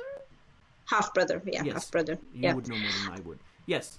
So I actually, the movie has its flaws, obviously, and I haven't seen the original Sairat that was supposed to be a remake of, so I cannot compare the two. But coming soon. I think podcast. But I think Ishan, between the both of them, Ishan was a stronger performance. Ishan was a stronger actor to me because I actually also have partly seen Beyond the Clouds, which was his original debut film, by the way. Right. That was his actual debut, and Dharak is his second film. That no one saw. Yeah. But I think he was really good in Beyond the Clouds, and I think he's just a little bit more intuitive and natural in front of the camera than Janvi is. Janvi, but Janvi has potential, I think. I mean, if she works a little bit on her diction and her Hindi, which by the way has actually improved quite a lot, she could go very, very far. Interesting. Yeah, but can I just say I stand Janvi because of her off-screen personality, because she's so humble and down to earth. Sorry, I just have to say it because she's just such a sweetheart. Yes, and I blame you for completely getting me on that train as well. First of all, I don't know who it was. It was one of you guys that taught me what stand meant. And I don't stand John. It wasn't me. I don't think it was me. I don't think it was you. It was someone. I still blame you because we're all mutuals, and it's probably your fault somehow. But yeah, I don't stand John V. But I think I'm okay. So I have the complete opposite reaction of you from Dharak. Oh really? I think Ishan had the easier role of playing the sort of young, naive, idealistic, likable, charming guy. Whereas I think Janvi had the harder role of, for her debut, being right away confident, arrogant, very cocky, very self-assured. So I think that's really harder to pull off in your debut than being... I think the inexperience plays into the character for Ishan. And then her character broke down when the shit hit the fan. Right. So I think that's a lot harder to play as your debut, as the sort of first movie that you've ever seen in. With Janvi, the one thing I also kind of realized, which, not to go into the nepotism debate too much, but there is something to be said for actors who, either through intention or by accident, have grown up in the limelight and then decide to pursue that limelight intentionally. Yeah. Janvi Kapoor, because of the fact that she's Sridevi's daughter, she's obviously spent a lot of time, on camera. She's been to events where she's had her picture taken, and she's been in front of tabloid magazines, and she's gotten her photos printed, and every reaction of hers has been scrutinized, and blah blah blah blah blah blah. So when she came on in front of the camera for Dharak, I felt like she had a lot. It was a lot easier for her to be comfortable on camera than you would someone who's a no-name struggling actor who's made it. Exactly. I mean, you don't see a Warina Hussain like landing a Vogue cover before the movie even releases, right? Well, let's not talk about Shah Rukh Khan's daughter, okay? No, Warina Hussain. No, I know, but she also got a cover the Suhana. Yeah. Oh, sorry, I forgot about that actually. Which we don't want to talk about right now. But no, but yes, I definitely. I mean, there is something to be said for someone whose personal lives automatically is in front of the camera, and then they choose to pursue that professionally, versus someone who decides to make a career out of that and then gets on camera for the first time in a big way, right? So I had the complete opposite reaction than you. I really like Janvi's screen presence. I think if she continues this, I think she's really going to go far. I think she's really in that sort of Alia Bhatt school of acting, where she's so comfortable in front of the camera that her talent seems really high, but then you come down to her off-screen persona, and she's really sort of oblivious to the fame and the star quality that accompanies what she does professionally. And again, Alia, I find, always kind of gives me those vibes too, where it's like she's this big famous actor, but then when you talk to her off-screen or in interviews, it's like she doesn't know that she's a big famous actor. You know what I mean? Like, she acts very sort of like, I'm a kid and this is my life. And Janvi seems very much like that. Yeah. Which I admire, which I appreciate. But yeah, I definitely think both those guys had a pretty good debut. I hope Ishan chooses to do more movies like Beyond the Clouds and stay on sort of that indie track. I don't need to see him bare his shirt like Shahid Kapoor. So I really hope he doesn't take tips from his brother. One Kapoor brother doing that is enough. Yeah, I mean, because Shahid was really that. Shahid had a lot of potential, but I feel like he squandered that. And as someone who has my last name, I'm really, really upset about that. So, all right, moving on to the next debut of Bollywood in 2018, we had Sara Ali Khan, who is a bona fide star kid. Her first movie debut was Kedarnath, which, from what I've heard, has done pretty well critically. but Yeah. has been more or less average to just recovering its money commercially. I'm not 100% sure on that, so don't quote me. But her performance was Yeah. really appreciated from what I understand. And, Yeah. excuse me, I haven't seen Kedarnath, I haven't seen Simba. I did see Akmare, Yeah. and she's aight. Sam, what did you Okay. think about Sara Ali Khan? I know I'm pissing off a So lot of people right now with my meh reaction, including Sal on Twitter. I okay, so I really like Sara Ali Khan.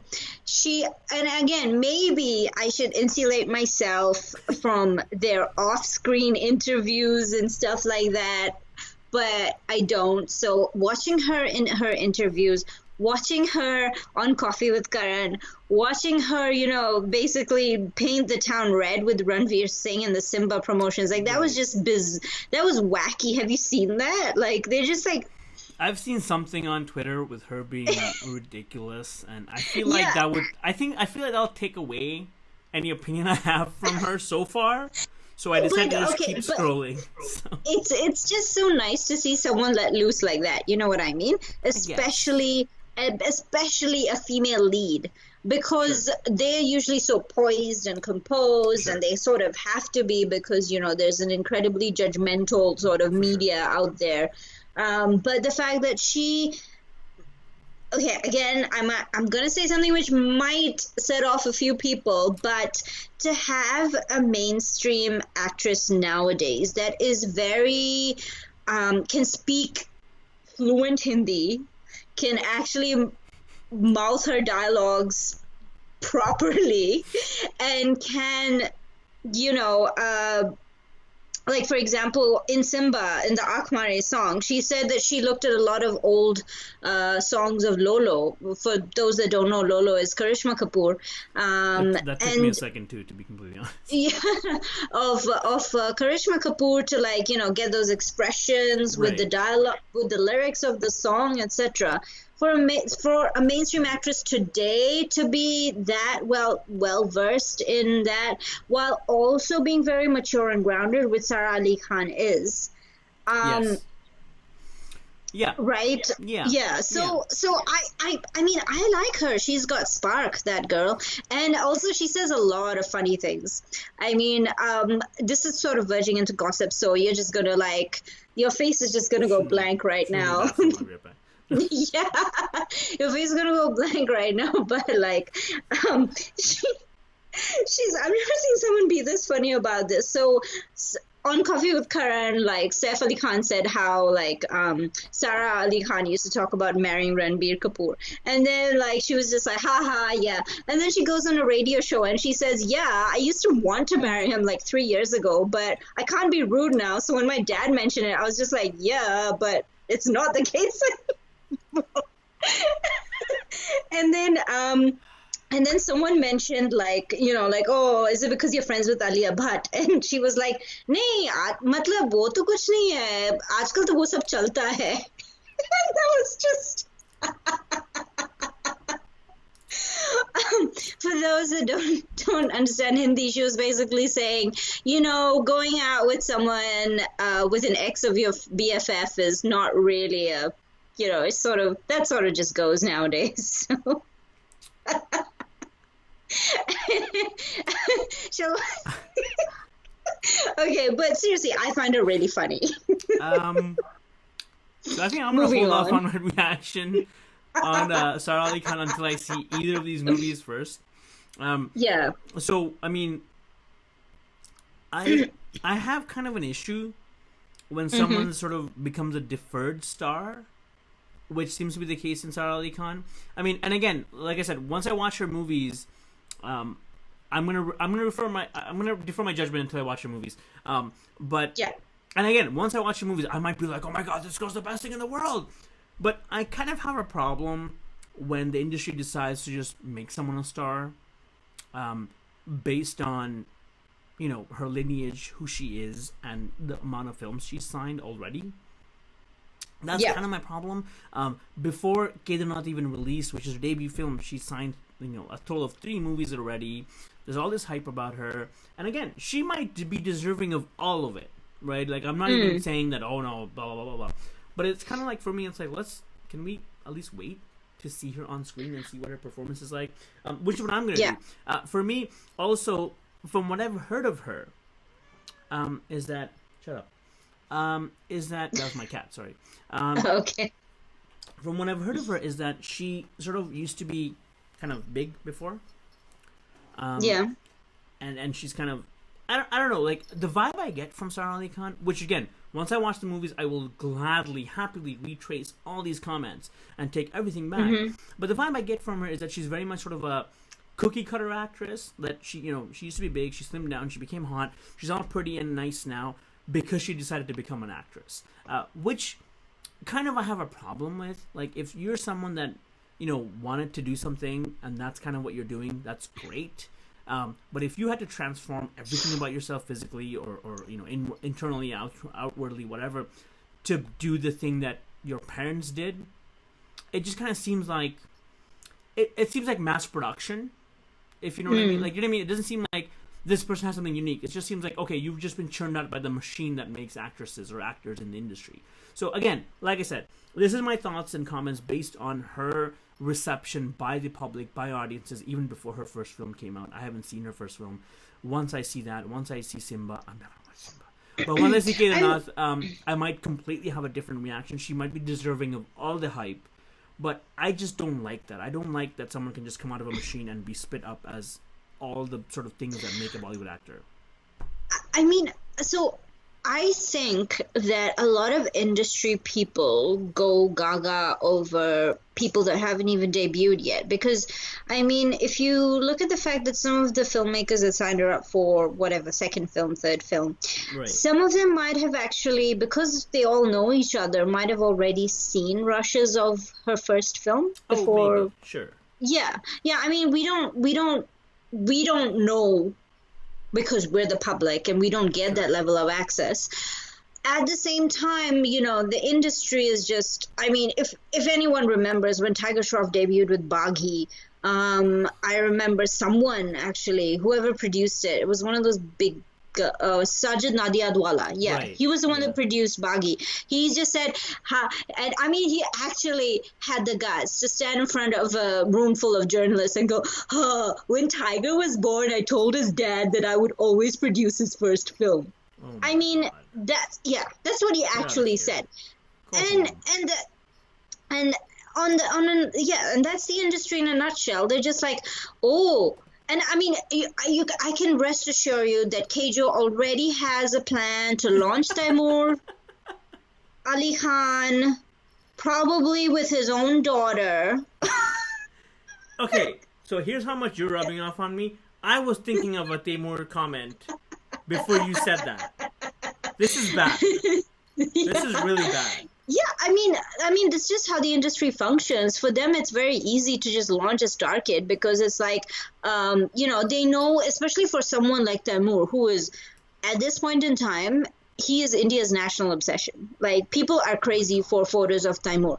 And very cute kid, don't get me wrong, very cute kid. But that level of attention is going to garner film offers, regardless of whether the guy's even interested in them or not. Oh my God. Unless we start seeing roles for like 7-year-olds who are the lead of a movie, like the whole thing is totally ridiculous. Yeah, and that's just how the industry functions. I mean, I'm giving them the benefit of the doubt by saying maybe these people have seen parts of her debut film without, us Right. knowing about it, and so they see some potential. But then, I mean, she signed films very quickly after signing Kedarnath. She did, So, so we don't know. And even if you think about it, like when Vivek Oberoi debuted, wasn't he supposed to be the next bright young thing, the next thing in the industry? People were going crazy, hyping him up, etc. And then what did he debut in? I forget now. But Company. He debuted in Company, Ramu. didn't he? With my boy. Yeah. Not and Ramu now, with Ramu then. Ajay Devgan. Yeah. And Manisha Manisha Koirala. Koirala. That's right. Yeah.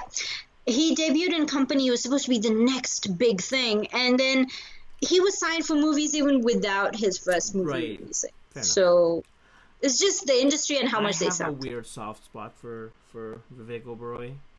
Really? Yeah, it's weird. It's so weird. He's a really good actor, depending on who's directing him. So Yeah. let's not get into that. I mean, Inside Edge, Amazon Prime, watch that. He plays the bad guy in that, and he hams up every scene. It's brilliant. But okay, all right. So I think we spent more than enough time talking about Sara Ali Khan. Let's get to the next couple of debuts of 2018. We had Dulquer Salman and Mithila Parker in Karvan with Irfan Khan. Another movie I haven't seen. I really should. It's on Amazon. I really need to watch this movie. It's kind of one of my must-watches of the year.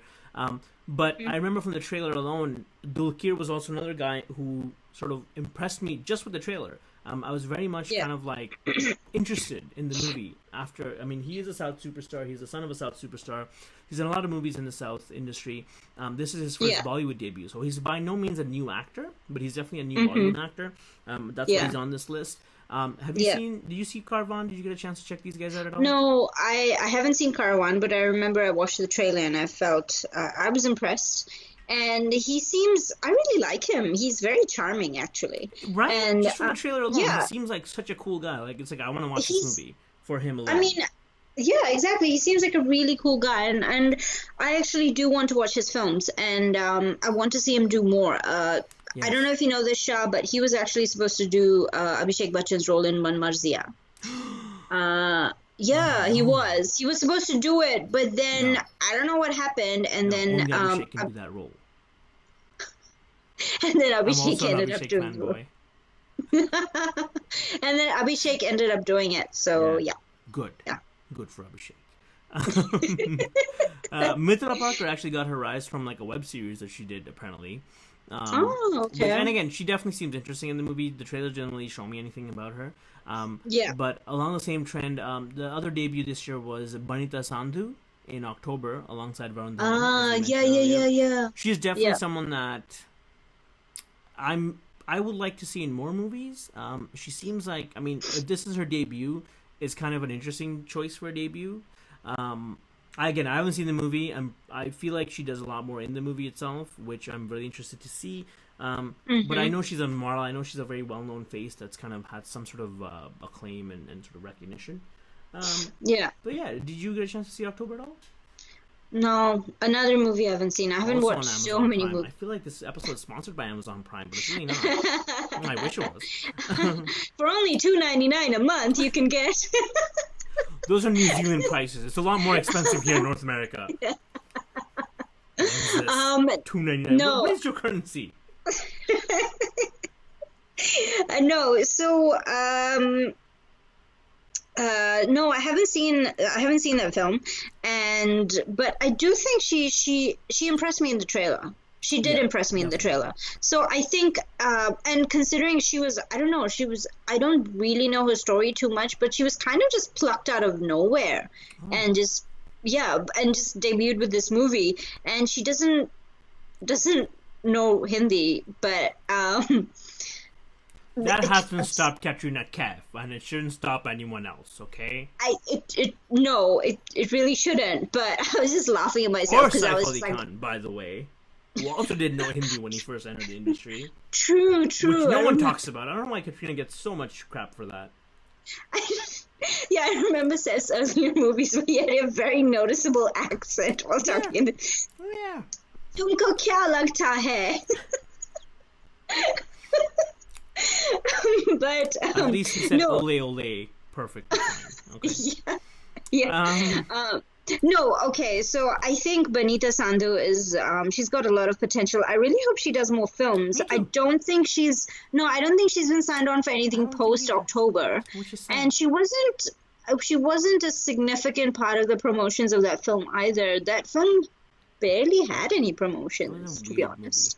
Have you seen it? I haven't seen it, but from everything I've heard about it, and even the trailer itself, like the trailer itself is a trailer that when I watch that trailer, the trailer alone is kind of like this work of art, right? It's like this sort of very artistic art film, like just the trailer, which makes me go, oh my god, I need to watch this movie. Amazon Prime. All right, Sam.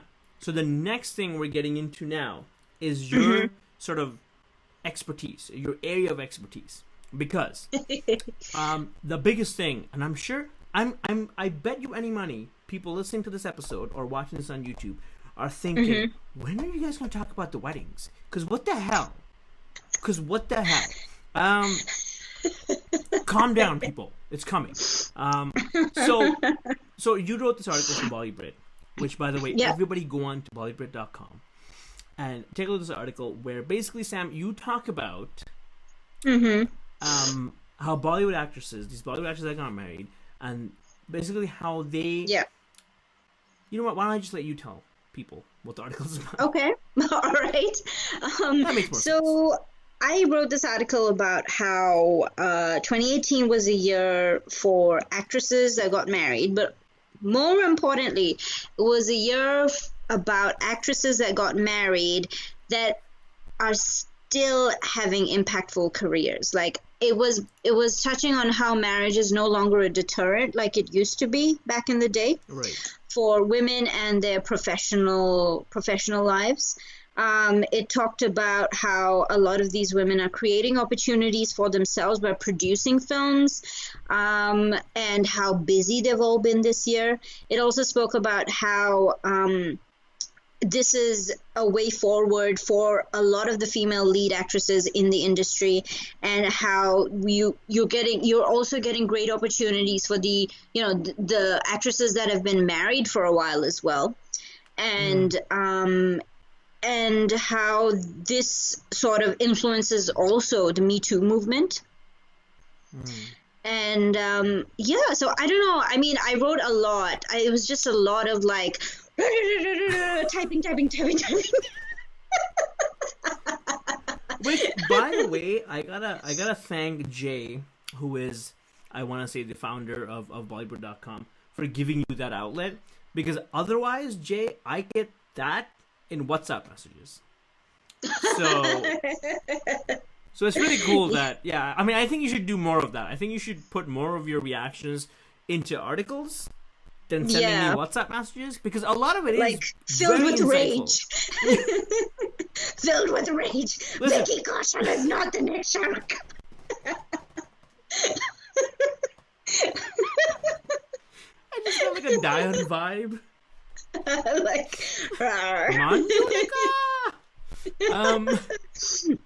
all right. Yeah. I just realized it takes me every couple of minutes. Whenever we have these sort of tangents, I realize that people are watching now. Oh yeah, it's crazy. Yeah. Okay. Yeah. So I So I read this article, and you make a lot of crazy connections to things that I never thought of. First of all, your entire premise for this article, the fact that leading female actresses are getting married and still working. Yes. I never thought that was a thing until you mentioned it, because you're absolutely right. Back in the day, and for whatever reason, that premise immediately made me think about Abhiman with Amitabh Bachchan and Jaya Bhadri at the time, where she became this popular star and singer, but she had to pretend like she wasn't married in order to be taken seriously, or in order to be appealing to audiences. Which is kind of what happens, right, in this industry, where I guess the logic is, if you want male fans or female fans wanting you or desiring you or finding you appealing and attractive, you can't be attached or married or perceived to be with another member of the opposite sex, because that takes away from that attraction and appeal. Yeah. But you're absolutely right. These guys are doing it. Deepika, Anushka. Definitely, I would suggest everyone to check out the article. It's on Bollywood.com. It speaks to so many things. It relates to so many 90s actresses who have gone the complete opposite way, and it gives you this idea of what the industry was like prior to these incidents of these 3 weddings that happened within the span of a year. Everyone, please check out that article. It, like I said, it made me rethink of why I should keep writing, because this was so well put together. Thank you so much. Oh my God, those are big words coming from you. We're going to talk about the 3 massive weddings that happened this year. Yes. Also, Neha Dhupia, but I guess we don't want to talk about that because that seemed like a shotgun wedding of sorts, especially because she's pregnant and has a baby now. But Sam, take it away. Tell us about these weddings. I definitely have some thoughts and reactions that I normally wouldn't, because I'm not into that much gossip. and I know you're here now to support me through it if I ever make the wrong call. So go for it. Give us the 3 biggest Bollywood weddings of 2018. Right. Okay. So the first wedding was Sonam Kapoor's, which was in May 2018, where she got married to Anand Ahuja, who is a Delhi-based, well, now London-based, sort of millionaire, and his family is worth a ridiculous amount of money. And he's an entrepreneur slash businessman, and so they got married in a completely unprecedented wedding. I have to say, of the 3 weddings this year, this one was, again, something very different to other Bollywood weddings in the past, because we've never had a wedding that's had this level of media access. I mean, you were getting live updates on the, well, okay, not you, because you didn't care, but us, people. The royal you. Yeah. Yeah. But I mean, you were getting live updates every second of the wedding. I mean, there was someone posting on social media. There was a picture being uploaded by a photographer. I mean, Ranveer Singh and Arjun Kapoor went live on Instagram from the reception where they filmed each other, and they were very clearly drunk. And then they went inside and the music was pumping. And then you had Shah Rukh Khan, whose like shirt was progressively unbuttoned as the night went on. It was insane. And then he teamed up with Salman Khan, and they sang a duet to Sanita Kapoor, who was Sonam Kapoor's mother. It was insane. Anil Kapoor dancing with abandon. I mean, dancing the bhangra with abandon. Yes, Karan Johar. Doing all of that. Doing this incredible like Sangeet dance. I mean, I swear, I think he should debut.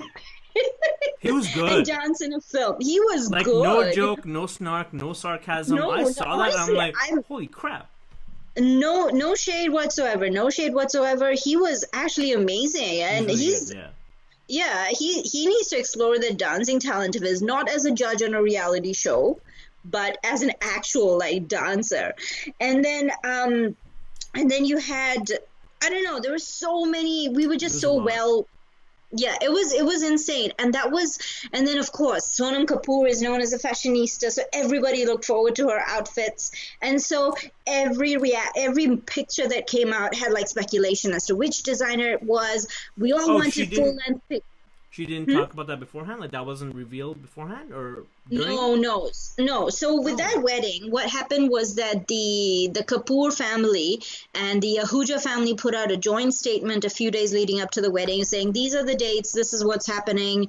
You know, we would like, I think they might have mentioned that they would like the media to maintain their privacy, which never ended up happening. They should have said that to Ranveer more than anyone else. No, but Arjun went live on Instagram too. Yeah.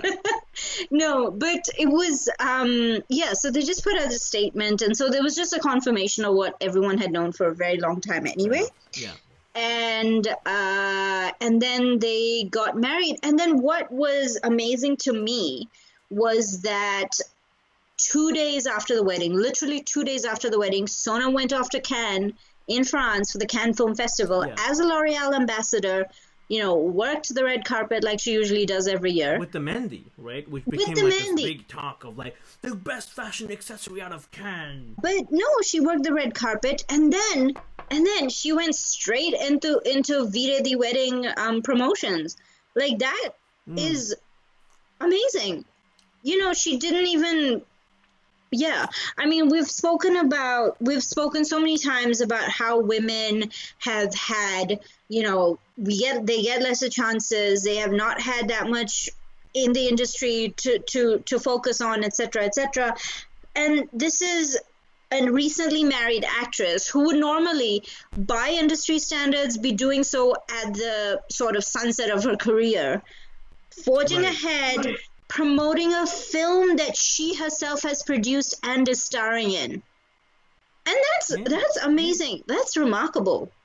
It's so funny that you say that, because again, like when we first covered this in an episode of the show, you know, where I was wrong about everything apparently. We talked about I talked about the fact that, you know, it seems really inconvenient to go from work, biggest personal event in your life, back to work and Cannes and fashion show and blah blah blah. But the way you just put it together now, it makes a lot of sense. That it kind of speaks to her testament as, it's a testament to what a amazing professional she is, right? The fact that on the show that we discussed this initially, we had Elisa on the show, Elisa Rivera, and she mentioned the fact that if you are someone in the public eye, why not coordinate your public and professional appearances close together so you can get the most out of the marketing? Which again makes sense now. Now that I think about it, I'm like, I guess why wouldn't you do that? But it does speak to her sort of dedication to the professional, actor that she is. That she went from this massive personal event of a wedding to Cannes, where technically she had nothing to do there, but going there and appearing on camera kind of raises her brand even more, which leads right into the promotion of the movie that she has releasing, which is her career, which is her profession, So it kind of all ties in together if you think about it from that perspective, and it kind of speaks to the fact that wow, that's kind of amazing from all perspectives. And it was like the planets had aligned, because the thing is, Veer the Wedding was actually pushed out by a few months because Rhea and Sonam, who are the producers, they're sisters and they're production partners, they postponed the film so that Kareena Kapoor Khan could have baby Taimur, and then also gave her time after the birth to come back to work. So they pushed out the film for a couple of months. They waited for their lead, the one of the major characters in the film to have a baby, which again, unprecedented. Normally doesn't happen. You're having a baby, that's your problem. I'll just move on to someone else, is what most producers would say and do. Exactly. Right? Yeah, but they waited because they understand the sort of value and the sort of, and they understand what Kareena Kapoor Khan brings to the role. And can I just give a shout out to them as producers for being, seeing the big picture, for being very shrewd about making the film center around Kareena. They could have easily, Sonam's a producer, she could have easily made it about herself. Yeah. But she doesn't appear in the film as much as Kareena does. The plot line centers around her wedding. It's very much Sonam is the second lead to Kareena's. She's the co-lead to Kareena's sort of main protagonist in the story. Yeah, and she is, and the other one kind of being. Yeah, exactly. Yeah. And they could have made it about Sonam. Of course. They could have, but they decided not to, because they know Kareena has that certain pull towards audiences, that she can guarantee that much of a return, and that she is, a more like well-known, not more well-known, but pan-India wise. Sure. Yeah. I mean, I took it from the perspective more of story significance. When you look at the story of that movie, I wouldn't buy Sonam. Sorry, I wouldn't buy her. Okay, I see. As the one who's reluctant about getting married, given her young, and I like that. Like what Kareena played made more sense. The character she played made more sense to me. With her look and with her age. Which, not to say that she's old, but it's just that Sonam and her have a very distinct sort of vibe in terms of where they are in terms of life experience. I don't want to say age really, because Kareena does not look her age at all. But yeah, I mean, it worked out. Like, and again, and I kind of love that. I love that you have women producers making a story about women who decide to, in real life, postpone this movie about women because one of the women in your cast is having a baby. And instead of recasting her, which would be, male or female, any studio head would do that right off the bat, right? That, okay, hold on. You're having a kid. Let me go to any one of your contemporaries to play the role that we wanted you to play. Yeah, we don't need to push back our movie by a year to do that. So that, to me, is sort of an amazing, situation that transcends, gender or people or studio or business practices. I think that just speaks to Rhea and Sonam's dedication as, their loyalty, their reasoning for it. Because I think it would counteract the message of the movie, right? We're making a woman-centric, female-centric movie about gal pals, but we're not going to wait for one of the actresses to have a kid. Fuck her. We're going to get someone. Like, I think it sends a wrong message, right? So, which is why I think it's really, I really love that they did that. The movie itself was amazing. Sonam, yeah, definitely. I mean, again, just walking back my comments from my previous show where I was butchered for speaking out of turn, I really do think it makes sense now, right? Like if your personal life is already in the media, no matter what you do, it makes sense to lean into it and take advantage of it to promote your professional life. It kind of just makes sense. Answer me this, Sam. I mean, sorry, clarify this for me. I'm not sure I remember 100%. Sonam's wedding is the one where we got all those paparazzi behind the scenes comments and stuff, right? Yeah. I still maintain Amazon Prime India. We need a Indian Bollywood paparazzi reality show. This needs to happen. That was some of the best things ever. I think the paparazzi love Ranveer because he gives them the sort Everything? he gives them everything that they need Yeah. to sell their pictures. Oh my god. Yeah. So I mean, speaking of Ranveer, I believe he was also someone that got married this year. Am I wrong, Sam? Or... No, you are not wrong, Shah. In fact, he did get married in November 2018. Tell us more about that. So he got married to the star you may not know of her, called Deepika Padukone. Have you heard of her? Do you know her? No. No, please tell me more. Enlighten me. Oh. Because if I say things, I'll get like hashtags of like down with Shah. Okay, so Deepika Padukone, another huge A-list actress, got married this year, and she got married in November 2018 in Lake Como in Italy.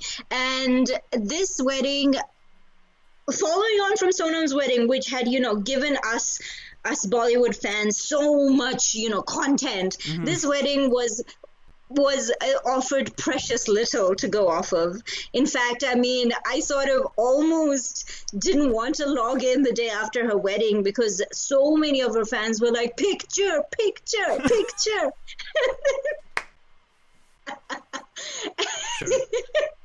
Yeah, and so they had a very, very tight-knit, small but very romantic and intimate wedding in Lake Como, and they had invited maybe 30 people. And right. I don't think as Bollywood fans we'll ever get to see the actual wedding pictures, but we only have the photos that they released on their social media accounts to go off of. But it looked like a very beautiful wedding. Like the detailing of the costumes, the detailing of the setting, everything. From what I've heard now, and considering Deepika and Ranveer have both gone and given interviews about their wedding, etc., Deepika put in a lot of effort into the planning of the wedding. She did this in conjunction with a wedding planner, but she actually took time off, didn't do, wasn't really signing films, etc., so she could really focus her she could really focus her time on wedding details. And can I say, it was just so great to see a wedding that melded two cultures. So Deepika is of a Konkani background, so she's South Indian. Ranveer is Sindhi, so he's very much North Indian. And they managed to have two separate ceremonies. One was a Konkani ceremony, and then the next day was had an Anand Karaj ceremony, which is what the... Yeah, so they had two separate ceremonies. That's why they were different. Oh, okay, I see. Yeah, so they had very different, And can I just say, Deepika really did something exceptional by getting her traditional wedding sari from a sari shop, which her mother gifted to her. So obviously, because this is Deepika Padukone, she had a sari that was worth like $2 million or something, or something like a crazy amount like that. But not like $2 million, but something very expensive. Right. But it's unprecedented for an actress who are normally used to wearing like custom designer outfits to buy a sari from a sari shop. Like, this is something that I have gone and done for my wedding. Mm-hmm. Like, Deepika was doing what I've done. What is the alternative? You get a custom outfit designed for you and made exclusively for you by a designer. But she's gone... Okay. Yeah, so, but she's gone... Would this be the equivalent of off the rack? Yeah, like pretty much. Terms? Yeah, so normally most actresses when they get married, they'll get like a custom outfit. Like Sonam, all her outfits were custom by every designer that she Oh, got I see. outfits made by. Okay, okay. Yeah, this is not even something And that this is a big deal. definitely because it's so relatable Oh, for I see. Okay. so many Desi women. You know, we're used to seeing so many actresses wear these outfits which are completely inaccessible to us for economic reasons or Right. whatever For reasons, sure. right? Yeah. Like I cannot justify spending $6,000 on a sari, Fair enough. right? But this is Deepika Padukone going to a sari shop like I did, sitting down looking at saris and then buying them. Never mind that her saris are also out of my economic reach, but the fact that Fair she enough. went Yeah. and the fact that she went and did that is quite exceptional. Okay. Yeah, And that's fair. and not only did she wear a traditional sari, she maintained a lot of Konkani traditions. All her other outfits were custom Sabyasachi outfits, who is a big name designer. Sabyasachi Mukherjee is a big Sure. name designer. I was just like, oh. Oh. What? Sabyasachi Mukherjee is a big name designer. Sure. I believe you. And yeah, and all her other outfits for every other ceremony was custom Sabyasachi. Whereas this main sari that she wore to at her Konkani wedding, like marriage ceremony, was a sari gifted to her by her mother from a sari shop. And then a sari that she wore when they had their reception, wedding reception in Bangkok. It is a big deal, Shah. Don't laugh. No. I don't understand any of this. I'm like, she bought a sari from her sari shop? Oh my god!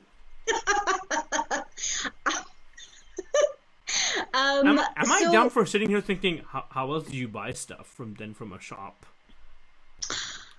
because she wouldn't have had to normally, she would have just gotten it made for her, and it would have been a freebie as well. Oh yeah, I guess. It's yeah. So Yeah, alright, fine. That's and fine. and then for one of her wedding receptions in Bangalore as well, she also had a sari from a sari shop. So let's talk about these wedding receptions, because from what I hear, Yeah, they had a few. they had a And lot. I guess Yeah, like the only way I know this is because every couple of or every other day there was like an event. amazing stills, like photo shoot quality stills of them in different outfits being released. Yeah. Because that was from each of the different wedding receptions. Is that how that worked out, or Yeah, so I know they very little about this. so they would just release a few pictures from their wedding reception. But like It's, very like stylized, like professional, not like candid yeah, shots. so Right? They were very much yeah, like so yeah, so they had professional photographers take their pictures basically. Yeah, and then they'll release those. So, but these receptions were spaced out as well. So it was just something that was being released every few days. And I feel that we are done with the receptions now, though, because I feel like you're not Ranveer. sure. No, we are we are done with them. You're like, I hope. Because no, actually, I would never want that because I want to see that fashion. You know what I mean? I want that content. So you want like your long? Okay, all right, that's enough.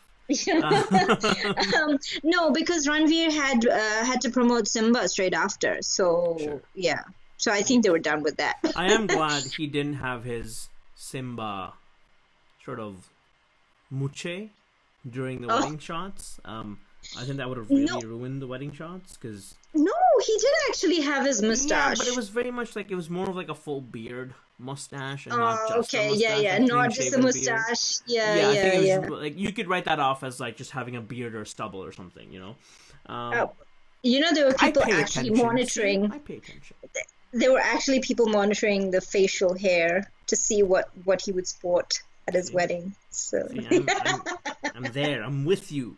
All right, the last wedding of the year. I don't know what the order was, but the last one we're talking about is a bit more controversial in its premise, from what I understand. yeah. I mean, people are stupid. I don't see what the controversy is, but I get it. But Priyanka and Nick Jonas, Priyanka Chopra, Nick Jonas, And Nick Jonas. intercultural. Oh my God, shocking controversy. Age gap. Wow. Yeah, So take I us through think that. I think I would say that this was the most surprising wedding of the year because it was a literal whirlwind romance. Yeah. I mean, we spot them together a few times and we wonder what's going on. Next thing you know, they're actually engaged. Priyanka Chopra walks out of Bharat, Yeah. and then Yeah. in December they get married. So it's just been a bizarre turn of events for everyone. But I'm gonna tell you, Yeah. out of all the things we're talking about, all my eye rolls, all my scoffing, Yeah. the way that this wedding went down, Yeah. I am the most interested because of things that we're apparently not going to get ever. Because Which is apparently there was like a dance-off between the two families that was yeah. that there's these amazing still pictures of, which look amazing. Also because it kind of combines my two loves of Bollywood and Hollywood in this weird mashup. Because Sophie Turner, who's married to Nick Jonas's other brother, is in Game of Thrones, which is something I love, and she's in the X-Men franchise, which I love. So apparently she partook as part of the guy side of the family in this massive choreographed Bollywood style dance sequence, which if you look at the still pictures looks, oh my God, like it's a movie. And correct me if I'm wrong, but apparently there has been no video recording or televised recording of this event that will be made available to the public. No, actually, there was like a little video that they shared, which was like a mashup of all the. Oh, is it? Yeah, there is. Yeah, there's a video of them, but it's sort of just like a montage of various shots of them dancing and competing, and there's a soundtrack that's been overlaid on top. Oh, so is it just like a collage of stills with? No, music? not stills. Oh, it's Actual video. I need to watch this. Yeah, so it's crazy because that's really what I want, right? That's all I want. I want a wedding that has the production sort of value of an actual Bollywood movie. Like, I don't want to see anything else. If you can give me a real life wedding of superstars in the form of a Bollywood movie, I will be right where you are. I will be like, what are they wearing? Who designed this? Where is it from? What collection? Who did their hair? Like, I'm there with you on all of that. You just gotta give it to me in the credits afterwards, right? But yeah, I mean, this is the most interesting thing to me, right? It is very much Bollywood and Hollywood sort of mashing up together with this personal union of two lovers. The age gap thing. What is wrong with people? You know what? People are so misogynistic because people don't bat an eyelid when Dilip Kumar marries like a Saira Banu who's 25 years younger than him. Well, correct me if I'm wrong, but Saif and Kareena have an age gap. Saif and Kareena have a 10-year age gap. Ranveer Kapoor and Ranveer Kapoor and Alia Bhatt have like a 10-year age gap. I mean, that doesn't seem to bother people, but but the woman being older is what bothers people. And I've seen so many sick jokes on Twitter about like, she's his mother. I'm like, really? You think a 10-year-old can have a baby? Well, I mean, coming back to, I guess, sort of another event of 2018, which happened on the butt end of 2018, was that sort of, I don't know what else to call it, but like a hit piece on Priyanka Chopra from the website, cut. by this one blogger, which I have sort of a couple of opinions. First of all, that article itself originally portrayed Priyanka Chopra as this manipulative sort of shrew who was seducing and entrapping Nick Jonas in her prem jal, which literally is what my mom said about my wife. I digress. But secondly, I also didn't like how people reacted to that writer, because no matter what, I don't think the online space should be used for hate. Because there was a lot of that writer got a lot of sort of racist comments for even writing that piece, which like people need to really chill between like you can disagree with someone. hey, you and I disagree all the friggin' time. Yeah. But we don't resort to, name calling, Name-calling and terrible things that you can't really get over. So basically, the premise of the article was that Priyanka was a global scam artist. That was actually what the article called her. Right. And it was just a ridiculous article because it said, like, she is apparently a manipulative star because she has an excessive lifestyle, which is just such a weird correlation. What? I mean, she's famous. She has a lot of money. She is going to spend her money on excessive things, which us people, like people like us, cannot afford. That's just how stars live. Sure. And one of the things that the article touched on, which I found to be ridiculous, was the fact that apparently she's trapped Nick into marrying by without asking him whether he's okay with it, based on the fact that he was going to come in on a horse as a Bharati, like his Bharat, he was going to come riding in on a horse to the wedding mandap. And apparently she hadn't asked him if he was okay riding a horse. Now, this was a little snippet from an interview that Nick and Priyanka did for Vogue US magazine. Oh, and right? Was this released at the same time as their reception or wedding pictures or something like that? No. This was before the actual wedding itself. Okay. Yeah. So Priyanka just said, like, oh, Nick's going to come in on a horse. And then apparently in the interview, this is what the article in Vogue said. Priyanka turned to Nick and she said, are you okay riding on a horse? And he said, yeah, no, I'm fine. And that article took that little snippet and said she didn't ask if he was okay before deciding that he would come riding in on a horse. I was like, you're really stretching this. Yeah, exactly. And I mean, the portrayal of Priyanka, the underlying thought behind the article was that there is no way that a young white guy like Nick would have been attracted to an older brown woman unless, of course, she trapped him into it. But see, my reaction from that really, like, I know a lot of people kind of came to Priyanka's defense about that. My reaction was very much, and again, probably because I'm a guy, and yeah, I'm always, and I've kind of personally in my own personal life, as I alluded to earlier a little bit as a joke, I've also I hate when people take away accountability and responsibility from me. Do you know what I mean? Like that, like as men, and the same thing with the Me Too thing, the same thing with rape culture. That men are too stupid to control their urges, so women should not dress provocatively, and it's like I don't understand. What do you mean? Like I have a brain. I have control over my urge. Nick, so that to me is really sort of offensive for him. Yeah. As much as for her, definitely. But it's very offensive to him because it's like he's a mature ass man. So it's kind of like he's a grown 26-year-old man. Decisions? I'm like, what do you mean? So this is a consensual relationship and a consensual marriage. Right. You know what I mean? It's not something that he was forced into doing. I mean, for God's sake, he was the one that proposed to her.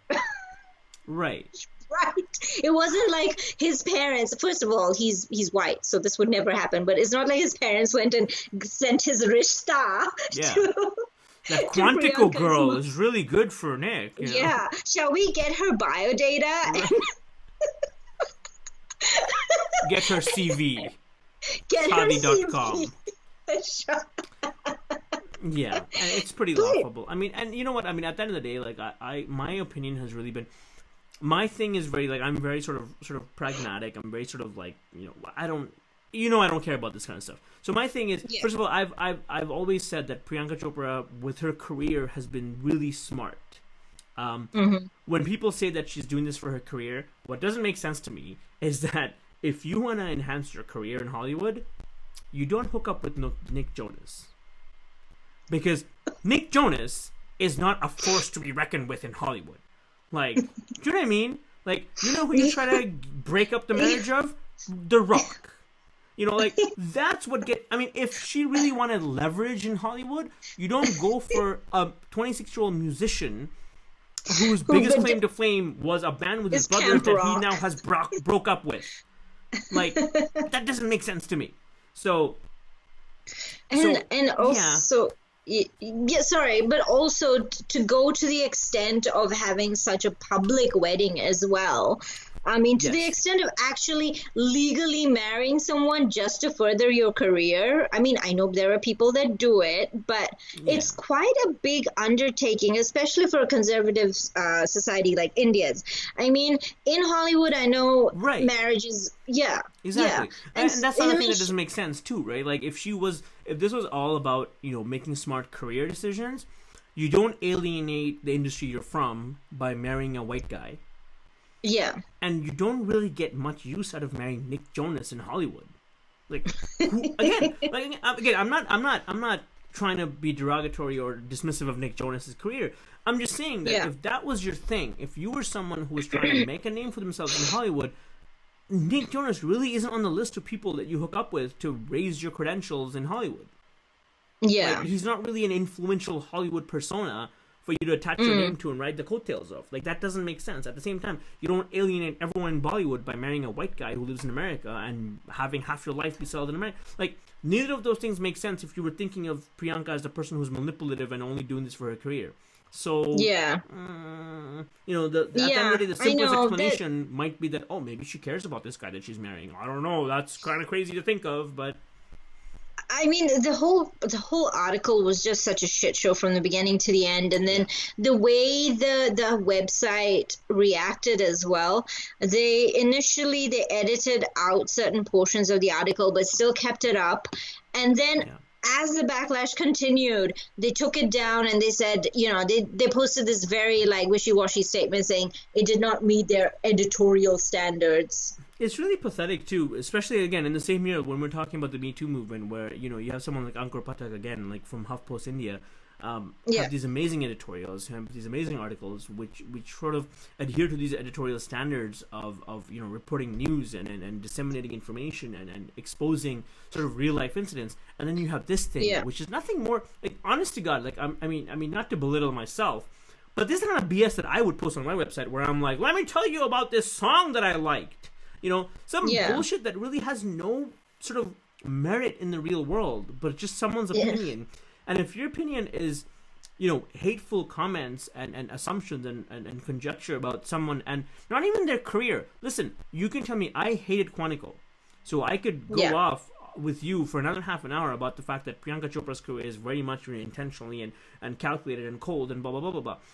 But when you're going to go off about your personal opinion about someone's personal relationship with somebody else, and you're yeah, going to say mean-spirited things, I don't, there's nothing online that has a space for that. Like, as much as I abhor gossip, even gossip doesn't have a space for that sort of perspective, no, because you're not really no, giving any value in your opinion. It's an opinion that's mean and horrible and terrible. What do you get out of that exactly? yeah, So, yeah. yeah, so that was basically, our ranting and ravings of all our thoughts on Bollywood in 2018. Sam, is there any sort of proverbial stone that we've left unturned when talking about the last year in Bollywood? No, I think we've pretty much touched on all of it, to be honest. It was an eventful year, mainly because of the weddings, I think. But, it had its usual share of new debuts, silly statements by stars, films Oh, flopping. there was so much of those that we didn't even get into the nitty gritty. So, Yeah, but yeah. Films flopping, films becoming a hit. And then roll over 2019, and the same shit's gonna happen again without the weddings, I think. But yeah, some people can get married. There's Arkin Aaliyah, please. No, I'm kidding. I don't know. I just hashtag learned Alu. it. What? Okay, do you know their ship name? Alu beer. Yes. Oh my God, you do know. Or Ranlia. Ranlia is another one. Ugh. I like aloo beer because it, for some reason, makes me think of like an Indian dish with Aloo potatoes, paratha. or like dum aloo Aloo or paratha. something. Um, yeah, Yeah. I don't think their ship name is supposed to make me hungry, so probably not having the intended effect.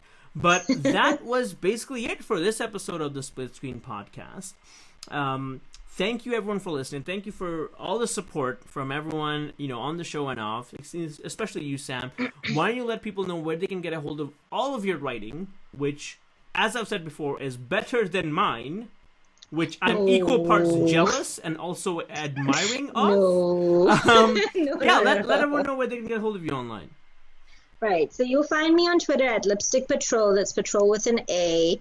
And I write for a blog called Bollywood. So that's at Bollywood. You can find my latest article on the website itself, bollywood.com. And you can follow my editor too. He's at Bollywood.